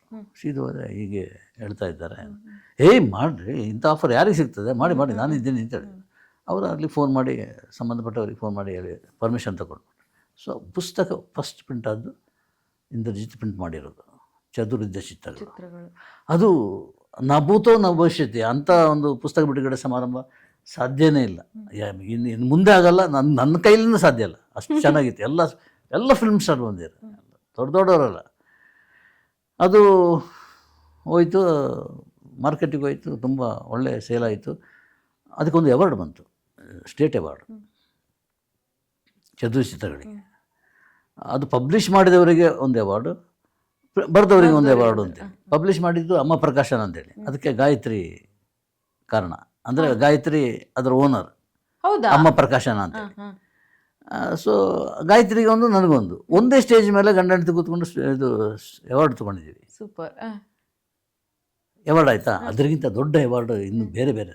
ಅದರ ನಂತರ ಪುಸ್ತಕ 1 by 1 ಬಂದೇ ಬಂತು. ಒಂದು ಮೌನ ಮಾತಾದಾಗ ಅಂತ ಇಲ್ಲಿ ಬರಿತಾ ಇದೆ, ಹಾಯ್ ಬೆಂಗಳೂರಲ್ಲಿ ಅಂಕಣ ಸೇರಿಸುವ ಒಂದು ಇದು ಪುಸ್ತಕ ಆಯ್ತು, ಪ್ರಿಂಟ್ ಆಯಿತು. ಆ ಪುಸ್ತಕ ಒಂದು ದಿವಸ ಇದ್ದಕ್ಕಿದ್ದಾಗ ಒಂದು ಫೋನ್ ಬಂತು. ಒಬ್ಬರು ಮೇಡಮ್ ಫೋನ್ ಮಾಡಿದರು, ನಿಮ್ಮ ಹತ್ರ ಸುಧಾಮೂರ್ತಿ ಅವರು ಮಾತಾಡಬೇಕಂತೆ ಅಂತೇಳಿ. ಹೌದಾ? ಸುಧಾಮೂರ್ತಿ? ಯಾವ ಸುಧಾಮೂರ್ತಿ ಅಂತ? ಅದೇ ಇನ್ಫೋಸಿಸ್. ಯಾಕೆಂತೆ? ಇಲ್ಲ ಅವರೇ ಮಾತಾಡ್ತಾರೆ ಅಂತ ಫೋನ್ ಕೊಟ್ಬಿಟ್ರು. ಅಮ್ಮ ಫೋನ್ ಮಾಡಿದ್ರಿ ಅಂತೇಳಿ. ಇಲ್ಲಮ್ಮ, ನನಗೆ ನೀವು ಬರೆದ ಮೌನ ಮಾತಾದಾಗ ಪುಸ್ತಕ ಓದಿ ಜಸ್ಟ್ ಮುಗಿಸಿಟ್ಟಿದ್ದೀನಿ. ನನಗೆ ಅದೆಲ್ಲ ನೋಡಿ ಭಾರಿ ಕರಳು ಕಿತ್ತು ಬಂದಾಗ ಆಯಿತು. ಸೊ ನಾನು ಅವರ ಒಂದು 10 ಜನ ಅಡ್ರೆಸ್ ಕೊಡಿ ಅಥವಾ ಫೋನ್ ನಂಬರ್ ಕೊಡಿ, ಅವ್ರಿಗೆ ನಾನು ಹೆಲ್ಪ್ ಮಾಡಬೇಕು ಅಂತ ಹೇಳಿದ್ದೆ. ಏನು ಬರೋಕ್ಕೆ ಅದು ಇದು ವಂಡರ್ಫುಲ್. ಅದು ತಕ್ಷಣ ಈಗಲೇ ಕಳಿಸ್ತೇನೆ ಅಂತೇಳಿ ಅವರ ನಂಬರು ಅಡ್ರೆಸ್ ಎಲ್ಲ ಕೊಟ್ಟೆ. ಸೊ ಸುಮ್ಮನೆ ಹೇಳಿದ ಅನ್ನೋ ಅಂತ ಸುಮ್ಮನೆ ಹೇಳಲ್ಲ. ಇನ್ಫೋಸಿಸ್ ಸುಧಾಮೂರ್ತಿ ಅಂದರೆ ಮಾತು ಕೊಟ್ಟದ್ದು ತಪ್ಪಲ್ಲ ಅಂತೇಳಿ. ಒಂದು ವಾರದಲ್ಲಿ ಮೈಸೂರಿಂದ ರೇಣುಕಾ ಪ್ರಸಾದ್ ಅಂತಿದ್ದಾರೆ, ಅಸಹಾಯ ಕಲಾವಿದರು. ಅವರ ಫೋನ್ ಬಂತು. ಅಂದರೆ ಅವರ ಆರ್ಟಿಕಲ್ ಅದರಲ್ಲಿತ್ತು, ಅಣ್ಣ ನೀವು 25,000 ಕಳಿಸಿದ್ದಾರೆ ಸುಧಾಮೂರ್ತಿ ಅವರು, ಅದು ನೀವು ಕಾರಣ ಅಂತೆ, ನೀವು ಹೇಳಿದ್ದಕ್ಕೆ ಮಾಡಿದ್ದಾರೆ ಅಂತ. ಅದನ್ನು ಹೇಳಿದ್ದಾರೆ? ಹೌದೌದು. So thank you very much ಅಣ್ಣ ಅಂತ ಹೇಳಿದರು ರೇಣುಕಾ ಪ್ರಸಾದ್. ಆಗ ಅಷ್ಟು ವರ್ಷದ ಹಿಂದೆ 25,000ಕ್ಕೆ ಸಿಕ್ಕಾಪಟ್ಟ ಬೆಲೆ ಇತ್ತು. ಹೌದು. ಸೊ ಅದಿದೆಯಲ್ಲ, ನನಗೆ ಈ ನೆಮ್ಮದಿಯಾಗಿದ್ದೇನೆ, ಶಾಂತಿಯಾಗಿದ್ದೇನೆ ಅಂತೇಳಿ ಒಂದು ಅಂಥ ಅಸಹಾಯಕ ಕಲಾವಿದರ ಆಶೀರ್ವಾದ ನನ್ನ ಮೇಲೆ ಯಾವತ್ತಿದ್ದೇ ಇರ್ತದೆ. ತುಂಬ ಜನರಿಗೆ ಹೆಲ್ಪ್ ಆಗಿದೆ. ತುಂಬ ಅಂದರೆ 100-150 ಜನ ಕಲಾವಿದರಿಗೆ ಬೇರೆ ಬೇರೆ ರೀತಿ ಹೆಲ್ಪ್ ಆಗಿದೆ. ಒಬ್ಬರು ಹಿರಿಯ ನಟಿ RC ಕಲಾ ಅಂತ ಹೇಳಿದರು. ಒಂದು ಮನೆ ಬೀಡಿ ಅಂಗಡಿ, ಅಲ್ಲಿ ವ್ಯಾಪಾರ ಕಮ್ಮಿ ಆದಾಗ ಮನೆ ಪರ್ಚೇಸ್ ಮಾಡಿದರು ಕಾರ್ಪೊರೇಷನ್ ಬ್ಯಾಂಕಿಂದ ಸಾಲ ಮಾಡಿಕೊಂಡು. ಅದು ಹೆಚ್ಚೇನಿಲ್ಲ, 40,000. ಅದು ಕಟ್ಟಲಿಲ್ಲ ಅಂತೇಳಿ ಅದನ್ನು ಸೀಸ್ ಮಾಡಲಿಕ್ಕೆ ಬಂದಿದ್ದರು. ಅದನ್ನು ನಾನು ಇದರಲ್ಲಿ ಹೇಳಿದೆ, ಯಾವುದೊಂದು ಹೇಳಿದ ಕೂಡಲೇ ಅಲ್ಲಿಂದ ಅದು ಅಲ್ಲ, ಇದು ಉದಯ TV ಒಂದು ಕಾರ್ಯಕ್ರಮ ಮಾಡ್ತಾಯಿದ್ದೆ, ಹೇಗಾದ ಗೊತ್ತಂತ ಏನೋ ಒಂದು ಟೈಟ್ಲ್ ಕೊಟ್ಟು. ಅದನ್ನು ನೋಡಿದ ಈ ಗವಿ ಗಂಗಾಧರೇಶ್ವರ ದೇವಸ್ಥಾನ ಇದೆ, ಟ್ರಸ್ಟಿಗಳು, ಅವರು ನೋಡಿಬಿಟ್ಟು ಅವರು ಅದೇ ಗಣೇಶ್ ಕಾಸರಗೋಡು ಅಂತೇಳಿ ಅಲ್ಲಿ ಇವರು ವೆಂಕಟೇಶ್ PRO ಹತ್ರ ವೆಂಕಟೇಶ್ ನನಗೆ ಫೋನ್ ಮಾಡ್ದ, ಸರ್ ಇವರು ಅವರ ಟ್ರಸ್ಟಿ ಏನಿದ್ದಾರೋ ಅವರಿಗೆ ಸಹಾಯ ಮಾಡಲಿಕ್ಕೆ ರೆಡಿ ಇದ್ದಾರೆ, ಒಂದು ವ್ಯವಸ್ಥೆ ಮಾಡಿ ಅಂತ ಹೇಳಿದ. ವ್ಯವಸ್ಥೆ ಮಾಡೋದೇನು? 40,000 ರೂಪಾಯಿ. ಅವರು ಚೆಕ್ ರೆಡಿ ಮಾಡಿದರು. ಚೆಕ್ ರೆಡಿ ಮಾಡಿ ಒಂದು ಫಂಕ್ಷನ್ ಅಂತ ಅರೇಂಜ್ ಮಾಡಿ ಅದು ನನ್ನ ಕೈಯಿಂದಲೇ ಕೊಡಬೇಕು ಅಂತ ಅವ್ರಿಗೆ ಒಂದು ಆಸೆ, ಟ್ರಸ್ಟಿಗಳಿಗೆ. ರೋಮಾಂಚ, ಈಗಲೂ ರೋಮಾಂಚನ ಆಗ್ತದೆ. ಅದಂತ ಅದ್ಭುತ, ಬರಹಕ್ಕೆ ಸಂದ ಗೌರವ, ಅದೊಂದು ಕಾರ್ಯಕ್ರಮಕ್ಕೆ ಸಂದ ಗೌರವ ಅಂತೇಳಿ ಕೊಟ್ಟೆ. ಅವರಿಗೆ ಮನೆ ರಿಲೀಸ್ ಮಾಡಿದರು. ಕಾರ್ಪೊರೇಷನ್ ಬ್ಯಾಂಕ್ ಸಾಲ ಮುಗೀತು. ಇಂಥದ್ದು ತುಂಬ ಆಗಿದೆ. ಸೊ ಅದೆಲ್ಲರ ಆಶೀರ್ವಾದ ನಮಗಿದೆ. ನಾನು ಆಗಾಗ ಗಾಯತ್ರಿ ಅದು ಇನ್ನೂ ಸ್ಫೂರ್ತಿಯಾಗಿ ಇನ್ನಷ್ಟು ಬುಕ್ಗಳನ್ನು ಹೌದೌದು ಬರ್ತಾರೆ. ಆಯಿತು ತುಂಬ ಒಳ್ಳೆ. ಅದು ಶುಭಂ ಅಲ್ಟಿಮೇಟ್. ಅದು ನನಗೆ ಸಂಬಂಧಪಟ್ಟು ಅದು ತುಂಬ ಅಂದರೆ ತುಂಬ ಒಳ್ಳೆ ಸೇಲ್ ಆಯಿತು. ಮತ್ತು ಅಪ್ರಿಷಿಯೇಷನ್ ತುಂಬ ಆಯ್ತು. ಸಾಕು, ಲೈಫಲ್ಲಿ ಇಂಥದ್ದೊಂದು ಸಾಕು ಮಾಡಿದ್ದೀನಲ್ಲ ಅಂತ ಒಂದು ಖುಷಿಯಲ್ಲಿ ಇದ್ದೀನಿ. ಸರ್ ಇಲ್ಲಿ ತುಂಬಾ ಪ್ರಶಸ್ತಿಗಳನ್ನ ನಾವು ನೋಡ್ತಾ ಇದ್ದೀವಿ. ಮರೆಯಲಾಗದ ಒಂದು ಪ್ರಶಸ್ತಿ ಇದು ಎಕ್ಸ್ಪೆಕ್ಟೇ ಮಾಡಿರ್ಲಿಲ್ಲ ಅನ್ನೋದಾದ್ರೆ ಯಾವ್ದು? ಇದು ಯಾವ ಪ್ರಶಸ್ತಿ ಅಂತ ನಾನು ಹೇಳಲಿಕ್ಕೆ ಆಗಲ್ಲ. ಬಟ್ ಸುಧಾಮೂರ್ತಿ ಅವರು ಪುಸ್ತಕವನ್ನು ಓದಿ ಅವರಿಗೆ ಮಾಡಿದ ಸಹಾಯ ಇದೆಯಲ್ಲ, ಅದು ಅಲ್ಟಿಮೇಟ್. ಅದು ಯಾವ award-ಗೂ? ಯಾವ ಅವಾರ್ಡಿಗೂ ಅದರ ಬೇರೆ ಎಲ್ಲ ಅವಾರ್ಡಿಗೆ ಹತ್ರ ಬರಲ್ಲ. ಅದು ಬೇರೆ, ಅದಕ್ಕೆ ನಾನು ಕೊಟ್ಟ ಜಾಗನೇ ಬೇರೆ, ಅಷ್ಟು ಇದಾಗಿದೆ. ಅದು ಇನ್ನೊಂದು ಇದೇನೆಂದರೆ, ಅವಾರ್ಡ್ ಬಿಟ್ಟು ಅಶ್ವತ್ಥದ್ದು, ಹಿರಿಯ ನಟ ಅಶ್ವತ್ಥ. ನಾನು ಸುಮ್ಮನೆ ಮೈಸೂರಿಗೆ ಹೋಗಿದ್ದೆ, ಮನೆಗೆ ಹೋಗಿ ಅವರ ಮನೆಗೆ ಹೋಗಿ, ಕಲಾಶ್ರೀ ಅಂತ ಮನೆ ಹೋಗಿದ್ದೆ. ಅವರು ಆ ಟೈಮಿಗೆ ಆ್ಯಕ್ಟ್ ಮಾಡೋದನ್ನು ನಿಲ್ಲಿಸಿದ್ರು. ಈ ಇದರ ವರ್ತನೆ ಅದು ಇದೆಲ್ಲ ಈಗ ನೀವು ಕೇಳಿದೆಯಲ್ಲ, ಪ್ರೆಸ್ ಮೀಟಿಗೆ ಯಾಕೆ ಹೋಗಲ್ಲ, ನಿಜವಾದ ಕಾರಣ ಸೊ ಅವ್ರ ವರ್ತನೆ ಅದೆಲ್ಲ ನೋಡಿ ಇಲ್ಲಿ ಬೇಜಾರಾಯಿತು. ಸೊ ನಾನು ಇನ್ನು ಮಾಡಲ್ಲ, ಆ್ಯಕ್ಟಿವ್ ಇನ್ನು ಮುಂದೆ ಮಾಡುವುದಿಲ್ಲ ತೀರ್ಮಾನ ಮಾಡಿಕೊಂಡು ಅನೌನ್ಸ್ ಮಾಡಿ ಮನೇಲಿ ಕೂತ್ಕೊಂಡ್ಬಿಟ್ರು. ಆವಾಗ ಅವರಿಗೆ ಆರ್ಥಿಕ ಪರಿಸ್ಥಿತಿ ಕೆಟ್ಟೋಗಿತ್ತು, ತುಂಬ ತುಂಬ ಕಂಗಾಲಾಗಿದ್ದರು. ನಾನು ಆ ಟೈಮಿಗೆ ಹೋಗಿರೋದು, ಉಬ್ಬರಿಸಿತ್ತು ಹೊಟ್ಟೆ, ಸಿಕ್ಕಾಪಟ್ಟೆ ಉಬ್ಬರಿಸಿತ್ತು, ಅದನ್ನು ಕಾಯಿಲೆ ಬಿದ್ದಿದ್ರು. ನಾನು ನೋಡ್ತಾ ಇದ್ದೆ, ಅಶ್ವತ್ಥ ಇದು ಅಂತ ಗಾಬರಿ ಆಯ್ತು ನನಗೆ. ಕೇಳಿದೆ, ಏನು ಸರ್ ಏನಾಗಿದೆ ಅಂತೇಳಿ. ಏನಿಲ್ಲಪ್ಪ, ನೀನೇನು ಬಂದಿದ್ದಿ? ಇಲ್ಲ, ನಿಮ್ಮ ಆರೋಗ್ಯ ವಿಚಾರಿಸ್ಕೊಂಡು ಹೋಗೋಣ ಅಂತೇಳಿ. ಆರಾಮಾಗಿದ್ದೇನೆ, ವಾಕಿಂಗ್ ಹೋಗ್ತೀನಿ ಹಾಗೆ ಅಂತ ಹೇಳಿದರು. ಹೇಳಿಬಿಟ್ಟು ಈ ಊಟಕ್ಕೆ ಏನು ಮಾಡ್ತೀರಿ ಅಂತ ಕೇಳಿದೆ. ಅವ್ರಿಗೆ ಅರ್ಥ ಆಗಿಲ್ಲ ಕೇಳಿದ್ದು. ನಿಮ್ಮ ಜೀವನ ಹೇಗೆ ನಡೀತದೆ ಅಂತ ಹೇಳಿದೆ. ಅದು ತೊಂದರೆಯಾಗಿದೆ ಮಗ. ನಾನು ಸಿನಿಮಾಕ್ಕೆ ಆ್ಯಕ್ಟಿಂಗ್ ಹೋಗ್ತಾ ಇರುವಾಗ ನನಗೆ ತುಂಬ ಸಮಸ್ಯೆ ಇರಲಿಲ್ಲ. ಅದು ಬಿಟ್ಟು ಬಂದ ಮೇಲೆ ನಾನು ಒಂದು ಅಮೌಂಟು ಬ್ಯಾಂಕಲ್ಲಿ ಇಟ್ಟಿದ್ದೆ, ಅದಕ್ಕೆ 12.5% ಬಡ್ಡಿ ಬರ್ತಾಯಿತ್ತು. ಆ ಬಡ್ಡಿಯಲ್ಲಿ ಈವರೆಗೆ ಜೀವನ ಮಾಡ್ತಾಯಿದ್ದೆ. ಇದ್ದಕ್ಕಿದ್ದಾಗೆ ಅದು 8%ಗೆ 7.5%ಗೆ ಇಳಿದು ಬರ್ತು ಬಡ್ಡಿ. ಆಗ ನಾನು ನನ್ನ ಸೊಸೆನ ಕರೆದು, ಸುಧಾ ಅಂತ, ತುಂಬ ಎನರ್ಜೆಟಿಕ್ ಹೆಣ್ಮಗಳು, ಅವ್ರು ಕರೆದೇ ಹೇಳಿದೆ, ಸೊಸೆಯನ್ನು ಕರೆದೇ ಹೇಳಿದೆ, ಇನ್ನೂ 3 ಊಟ ಬೇಡ, 2 ಊಟ ರೆಡಿ ಮಾಡು ಸಾಕು ನಮಗೆ ಅದು ಅಂತೇಳಿ. ನನಗೆ ಎಂಥ ಅಶ್ವತ್ತು, ಈ ಥರ ಬಡತನನ, ಊಟಕ್ಕೆ ಹೆಚ್ಚು 3ನೇ ಊಟ ಇಲ್ಲ, 2 ಊಟ ಅಂತೇಳಿ. ಅವಾಗ ಅವರ ಮಗ ಆಕ್ಟಿಂಗ್ ಫೀಲ್ಡ್ ಅಲ್ಲಿ ಇದ್ರು ಅವ್ರದ್ದು ಬೇರೆ ಸಮಸ್ಯೆ ಇದೆ. ಯಾವುದೊಂದು ಮೆಡಿಕಲ್ ಶಾಪ್ ಹಾಕಿ ಕೊಟ್ಟಿದ್ರು, ಅದು ಲಾಸ್ ಆಯಿತು. ಎಲ್ಲ ಸಮಸ್ಯೆ ಒಟ್ಟಿಗೆ ಬಂತು ಅವರಿಗೆ. ಇದು ನನಗೆ ಶಾಕ್ ಆಗಿಬಿಟ್ಟು ಇಲ್ಲಿ ಬಂದ ಕೂಡಲೇ ವಿಜಯ ಕರ್ನಾಟಕದಲ್ಲಿದೆ, ಬರೆದೆ ಸಂಧ್ಯಾ ಚಾರಣ ಅಂತೇಳಿ, ಅಶ್ವಥ್ ಅವರ ಸಂಧ್ಯಾ ಚಾರಣ ಅಂತ, ಅದು ಕೊನೆಯ ಇದು ಅಂತೇಳಿ ಬರೆದಿದ್ದು. ಅದು ಬರೆದು ಮಾರ್ಕೆಟಿಗೆ ಹೋಯ್ತು. ಜನ ಸಿಕ್ಕಾಪಟ್ಟೆ ಮೆಚ್ಚಿದ್ದಾರೆ ನನ್ನ ಮೆಚ್ಚಿದಂದ್ರೆ, ಅದು ಈ ಥರ ಇದ್ದಾರಾ ಅಂತೇಳಿ. ಇದು ಯಾರು ಹುಡ್ಕೊಂಡು ಹೋದ್ದು ಯಾರು? ನನಗೆ ಅಕಸ್ಮಾತ್ ಸಿಕ್ಕಿದ್ದದು, ಅವರನ್ನು ಸುಮ್ಮನೆ ಮೀಟ್ ಬರೋಣ ಅಂತ ಹೋದ್ದಷ್ಟೇ. ಅದು ದೊಡ್ಡ ಸುದ್ದಿ ಆಯಿತು. ಸುದ್ದಿಯಲ್ಲೇ ಅಂದರೆ ರಾಜಕೀಯ ರಂಗದಲ್ಲೂ ಅದು ದೊಡ್ಡ ಸುದ್ದಿ ಆಗೋಯ್ತು. ಆಗ ಈ ಸಂಸ್ಕೃತಿ ಇಲಾಖೆಯಲ್ಲಿ ಇವರು ರಾಣಿ ಸತೀಶ್ ಸಚಿವ ಆಗಿದ್ದರು. ಅವರು ನನಗೊಂದು ಲೆಟ್ರ್ ಬರೆದ್ರು. ಆ ಲೆಟ್ರ್ ಈಗಲೂ ನಾನು ಸರ್ಟಿಫಿಕೇಟ್ ಅಂತ ಇಟ್ಕೊಂಡಿದ್ದೀನಿ. ಇದು ನಿಮ್ಮ ಬರಹವನ್ನೇ ಅಪ್ಲಿಕೇಶನ್ ಅಂತ ತಿಳ್ಕೊಂಡು ಅವರಿಗೆ ಸಹಾಯ ಮಾಡ್ತೀವಿ ಅಂತೇಳಿ. ಇದು ಯಾವ ಪ್ರಶಸ್ತಿ ಬೇಕು ನನಗೆ? ಅಷ್ಟರಲ್ಲೇ ನೆಕ್ಸ್ಟ್ ಡೇ ಅಲ್ಲಿ ಬೇಕಾದವರು DC ಅವರೆಲ್ಲ ಮನೆಗೆ ಹೋಗಿ ಅವರ ಡೀಟೇಲ್ಸ್ ಎಲ್ಲ ತೊಗೊಂಡು ಅವರಿಗೆ ಕೇಳಿದರು, ಏನು ನಿಮಗೆ ಯಾವುದು ಬೇಕು, ಮಾಸಾಶನ ಬೇಕಾ ಅಥವಾ ಮೆಡಿಕಲ್ ಸಪೋರ್ಟ್ ಬೇಕಾ ಅಂತ. ಈ ಅಪ್ಪ ನನಗೆ ಫೋನ್ ಮಾಡಿ, ಏನು ಕೇಳಲಿ ಮಗ, ನಾನು 2 ಕೇಳಿ, ಸುಮ್ಮನೆ ಕೇಳಿ ಯಾವುದಾದ್ರೂ ಸಿಗ್ತದೆ ಅಂತೇಳಿ 2 ಕೇಳಿದರೆ 2 ಸೆಕ್ಷನ್ ಆಯಿತು. ಸೊ ಸೇಫ್ ಆಯಿತು. ಅದು ಆ ಆರ್ಟಿಕಲ್ನ ಹಿನ್ನೆಲೆಯಲ್ಲಿ ತುಂಬ ಜನ ಸಹಾಯ ಮಾಡಲಿಕ್ಕೆ ಬಂದರು. ದುಡ್ಡು ಲಕ್ಷಗಟ್ಟಲೆ ಕೊಡಲಿಕ್ಕೆ ಬಂದರು. ಮಗ, ನಾನು ಯಾವತ್ತೂ ಯಾರ್ದು ದುಡ್ಡು ತೊಗೊಂಡೋದಿಲ್ಲ, ಇದೊಂದು ವಿಶೇಷ ಅಂತ ಅನಿಸ್ತದೆ, ಏನು ಮಾಡಲಿ ಅಂತೇಳಿ. ನೀವು ಮನೆಯ ಹಿರಿಯ, ಆ ಮನೆಯ ಮಕ್ಕಳು ಬಂದು ನೀವು ದುಡ್ಡು ಕೊಡ್ತಾರೆ, ತೊಗೊಳ್ಳಲ್ವಾ ಅಂತ ಕೇಳಿದೆ. ಹೌದು, ಅದೇ ಇದು ತಗೊಳ್ಳಿ, ನೀವ್ಯಾಕೆ ಬೇರೆ ಏನಾದ್ರು ತಗೊಳ್ತಾರೆ? ಯಾರನ್ನು ಅವರು ಅವರ ಫ್ಯಾಮಿಲಿ ಒಬ್ಬರನ್ನಾಗಿ ನಿಮ್ಮನ್ನು ಹಿರಿಯರಾಗಿ ಕೊಡ್ತಾ ಇರೋ ದುಡ್ಡು ತಗೊಳ್ಳಿ ಅಂತೇಳಿ. ಅವ್ರು ತೀರ್ಕೊಳ್ಳೋದು 22 ಲಕ್ಷ ಬ್ಯಾಂಕಲ್ಲಿ ಇತ್ತಂತೆ, 22 lakhs. ಇದು ಅವಾರ್ಡ್ ಅಲ್ವ ನನಗೆ? ಹೌದು. ಅದನ್ನು ನಾನು ಏನು ಬಸ್ ಖುಷಿ, ತೃಪ್ತಿಯಲ್ಲಿ ತೀರ್ಕೊಂಡ್ರು ಅವರು ಅಂತೇಳಿ. ಅಂದರೆ ಯಾವುದು ಯೋಚನೆ ಇಲ್ಲದೆ, ಬಡತನದ ಯೋಚನೆ ಇಲ್ಲದೆ ಆರಾಮಾಗಿ ಹೋದರು ಅವರು. ಹಾಸ್ಪಿಟ್ಲಲ್ಲಿ ಮಲ್ಕೊಂಡಿದ್ದಾರೆ ಅಂತ ಗೊತ್ತಾದ ಕೂಡಲೇ ನಾನು ಹೋದೆ. ಅದ್ರ ಒಳಗೆ ಇಂಟೆನ್ಸಿವ್ ಕೇರ್, ನಾನು ಬಿಡಲಿಲ್ಲ, ಯಾರನ್ನು ಬಿಡ್ತಾ ಇರಲಿಲ್ಲ. ನಾನು ಓಪನ್ ಇತ್ತು, ಸೀದಾ ಹೋಗಿದ್ದೆ. ನನ್ನ ಅದೊಂದು ನೇಚರ್ ಇದೆ, ಯಾರೂ ತಡೀಲಿಲ್ಲ. ಸುಮ್ಮನೆ ಹೋದೆ, ನಿಂತು ಮೆಲ್ಲ ಎಲ್ಲ ಹೋಗಿದೆ, ಪ್ರಜ್ಞೆ ಹೋಗಿದೆ, ಔಟ್ ಲಾಸ್ಟ್ ಬ್ರೆತ್ ಅದು.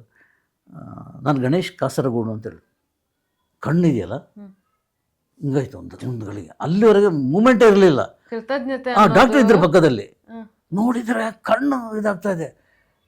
ನನಗೆ ಅಳು ಬಂದ್ಬಿಡ್ತಪ್ಪ ಆ ಸೀನ್ ನೋಡ್ತಾ. ಸೀದಾ ಎದ್ದು ಈಚೆ ಬಂದ್ಬಿಟ್ಟೆ. ಈಚೆ ಬರೋದು ಸಾಯೋದು. ಕಾಯ್ತಾ ಇದ್ರ ಹೌದೌದು, ಕಾಯ್ತಾಯಿದ್ರು ಮೋಸ್ಟ್ಲಿ. ಸರ್, ಒಂದು ಪ್ರಶ್ನೆ ಇದೆ, ಅತಿರೇಕ ಅಂತ ನಿಮ್ಗೆ ಅನ್ಸ್ಬೋದು. ಒಂದು 2-3 ವರ್ಷದ ಹಿಂದೆ ವಿಜಯಲಕ್ಷ್ಮಿ ಆರ್ಟಿಸ್ಟ್ ಒಂದಷ್ಟು ಸೋಷಿಯಲ್ ಮೀಡಿಯಾಗಳಲ್ಲಿ ಸುದ್ದಿಯಾಗಿ ಒಂದಷ್ಟು ಬೇಡ್ಕೊಂಡ್ರು, ಕಷ್ಟದಲ್ಲಿದ್ದೀನಿ ಅಂತ ಎಲ್ಲ ಹೇಳಿ. ಯಾಕೆ ವಿಜಯಲಕ್ಷ್ಮಿ ಆರ್ಟಿಸ್ಟ್ ಸರ್ ಸುಮಾರು ಸಿನಿಮಾಗಳು ಮಾಡಿದ್ದಾರೆ ವಿಜಯಲಕ್ಷ್ಮಿ. ಸೃಜನ್ ಲೋಕೇಶ್ ಅವ್ರಿಗೆ ಎಂಗೇಜ್ಮೆಂಟು ಆಗಿತ್ತು. ಆ ವಿಷಯ ಅದು ಬೇರೆ ದೊಡ್ಡ ಕಥೆ ಇದೆ. ಅದು ದೊಡ್ಡ ಕಥೆ ಇದೆ. ಅವರ ತಂದೆ, ಅವಳ ಲೈಫಿಗೆ ಮುಳುವದ್ದೇ ಅವರ ತಂದೆ, ನನಗೆ ತಿಳಿದ ಮಟ್ಟಿಗೆ. ಯಾಕಂದರೆ ನಾನು ಆಕೆ ಬಗ್ಗೆ ಒಂದು ಆರ್ಟಿಕಲ್ ಬರೆದಿದ್ದು ಆ ತಂದೆಯ ಹಿನ್ನೆಲೆಯಲ್ಲಿ. ಏನೇ ಹೇಳಿದರೂ ತಂದೆ ಮೂಲಕ ಹೋಗಬೇಕು. ಏನೇ ಆಕೆಯ ಲೈಫ್ ಲೀಡ್ ಮಾಡಬೇಕು ಅಂತ ಹೇಳಿದರೆ, ಇದು ಚಿತ್ರರಂಗದಲ್ಲಿ ಕಮಿಟ್ಮೆಂಟ್ ಎಲ್ಲ ತಂದೆ ಹತ್ರ, ದುಡ್ಡಿನ ವಿಚಾರ, ಮಹಾ ಸ್ವಾರ್ಥಿ ಆತ.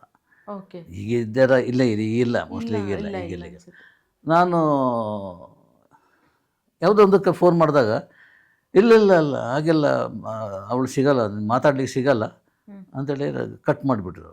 ಅದನ್ನೇ ಒಂದು ಆರ್ಟಿಕಲ್ ಬರೆದೆಲ್ಲ ಮಾಡಿದೆ. ಎಲ್ಲಿದ್ದಾರೆ ವಿಜಯಲಕ್ಷ್ಮಿ ಅಂತೇಳಿ ಬರೆದು ಮಾಡಿದೆ. ಅದೆಲ್ಲ ಏನು ನಡೆದಿದೆ ಅದನ್ನು ಬರೆಯೋದು ಅಷ್ಟೇ. ಉಳಿದಿದ್ದ ತೀರ್ಪು ಓದುಗರಿಗೆ ಬಿಟ್ಟರು. ಕಷ್ಟದ ಸಮಯದಲ್ಲಿ ಏನಾದರೂ ಯಾರು ವಿಜಯಲಕ್ಷ್ಮಿ? ಇಲ್ಲ, ನಾನು ಯಾವ ಕಾಂಟ್ಯಾಕ್ಟ್ ಮಾಡಿಲ್ಲ. ಇಲ್ಲ, ಅದು ಸ್ವಯಂಕೃತ ಅಪರಾಧ ಆಕೆ ಮಾಡ್ಕೊಂಡಿರೋದು. ಅದಕ್ಕೆ ಅಪ್ಪನ ಸಪೋರ್ಟ್ ಬೇಕಾಗಿರಲಿಲ್ಲ. ಆ ನೇಚರ್ ಇದ್ದಿರ್ಬೋದು ಬಹುಶಃ. ಇದು ಓಕೆ, ಸೃಜನ್ ಆ ರೀತಿಯಲ್ಲಿ ಅದೃಷ್ಟವಂತ. ಡಿಸಿಷನ್ ಅವರ ನಿಶ್ಚಿತಾರ್ಥ ಫೋಟೋ ಎಲ್ಲ ನಾವು ಹಾಕಿದ್ದೀವಿ. ರೂಪತಾರದಲ್ಲೆಲ್ಲ ಎಲ್ಲ ಪ್ರಿಂಟ್ ಆಗಿದ್ದು, ಸುದ್ದಿ ಬಂದಿದೆ, ಎಲ್ಲ ಆಗಿದೆ. ಬಟ್ ಆ ಡಿಸಿಷನ್ ಟಕ್ ಅಂತ ಚೇಂಜ್ ಮಾಡಿದ್ದೀರಲ್ಲ, ಅದು ವಂಡರ್ಫುಲ್. ಈಗ ಆರಾಮಾಗಿದ್ದಾರೆ ಸೃಜನ್, ವಂಡರ್ಫುಲ್ ಮ್ಯಾನ್. ಅವ್ರ ಪತ್ನಿ, ಮಕ್ಕಳು ಅವರೆಲ್ಲ ತುಂಬ ಚೆನ್ನಾಗಿದ್ದಾರೆ. ಅಂಥ ಗಿರಿಜಮ್ಮನ ಅತ್ತೆಯಾಗಿ ಪಡೀಲಿಕ್ಕೆ ಆಕೆ ಪುಣ್ಯ ಮಾಡಿದ್ದಾರೆ. ಸರ್, ಇವಾಗ ಫಿಲಮ್ ಇಂಡಸ್ಟ್ರಿ ಅಂತ ನೋಡಿದಾಗ ಡೈರೆಕ್ಟ್ರುಗಳು ಹಿಂದೆ ಎಲ್ಲ ಡೈರೆಕ್ಟ್ರ್ ಯಾರು ಅಂತ ಗೊತ್ತಿಲ್ಲ ಜನಕ್ಕೆ, ಆದರೆ ಸ್ಟಾರ್ಗಳು, ಸಿನಿಮಾ ನಟರು ಎಲ್ರಿಗೂ ಗೊತ್ತಿರ್ತು. ಅದೇ ರೀತಿ ಸಂಪಾದಕ, ಪತ್ರಕರ್ತ ಯಾರು ಅಂತ ಗೊತ್ತಿಲ್ಲ, ಆದರೆ ಓದ್ತಾ ಇದ್ರು, ಮುಖ ಪರಿಚಯ ಇರಲಿಲ್ಲ. ಹಾಗೆ ಯಾರಾದರೂ ಒಬ್ಬರು ಮುಖ ಪರಿಚಯ ಹಿಡಿದು ಯಾರೋ ಒಬ್ರು ನಿಮಗೆ ಗೊತ್ತಿಲ್ಲದ ಫ್ಯಾನ್ ನಿಮ್ಮ ಹತ್ರ ಬಂದು ಮಾತಾಡಿಸಿದ್ದಾರೆ, ಆ ಸ್ವೀಟ್ ಮೆಮೊರಿ ಇದೆ ಅಂತಂದರೆ ಅದು ಯಾವ ಮೆಮೊರಿ ಸರ್? ಅನ್ಎಕ್ಸ್ಪೆಕ್ಟೆಡ್ ಆಗಿ ಬಂದು ಮಾತಾಡಿದ್ದಾರೆ ಅಂದರೆ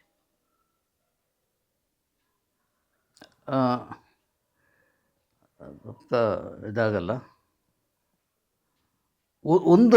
ಒಂದು ನಡೆದಿರೋದು ಈಗ ನಾನು ಯಾವ ಸ್ಥಿತಿಯಲ್ಲಿ ಇದ್ದೀನಿ, ಯಾವ ಹಂತದಲ್ಲಿ ಇದ್ದೀನಿ ಅಂತ ಹೇಳೋದಕ್ಕೆ, ನನ್ನ ಹತ್ರ ಯಾರು ಯಾವ ಚಾನಲಿಗೆ ಕೆಲಸ ಮಾಡ್ತಾಯಿದ್ರಿ, ಎಲ್ಲಿ ಕೆಲಸ ಮಾಡ್ತಾಯಿದ್ರಿ, ಯಾವ ಪತ್ರಿಕೆ, ನೀವು ನಿಮ್ಮ ಅಡ್ರೆಸ್ ಏನು, ಏನು ಕೇಳಲ್ಲ. ಗಣೇಶ್ ಕಾಸರಗೋಡು ಹೇಳಿದರೆ ಆಯಿತು ಅಷ್ಟೇ, ಫೈನಲ್ ಆಗಿ ಫಸ್ಟೇ. ಅದಕ್ಕಿಂತ ಹೆಚ್ಚು ಏನೂ ವಿಚಾರಿಸ್ಲಿಕ್ಕೆ ಹೋಗಲ್ಲ. ಯಾವ ಪತ್ರಿಕೆ ಅಂತೂ ಕೇಳೋದೇ ಇಲ್ಲ. ಏನು ಮಾಡ್ತಾಯಿದ್ರಿ ಈಗ ಅಂತ ಯಾರೂ ನನ್ನ ಕೇಳಿದ್ದಿಲ್ಲ ನನ್ನ ಲೈಫಲ್ಲಿ.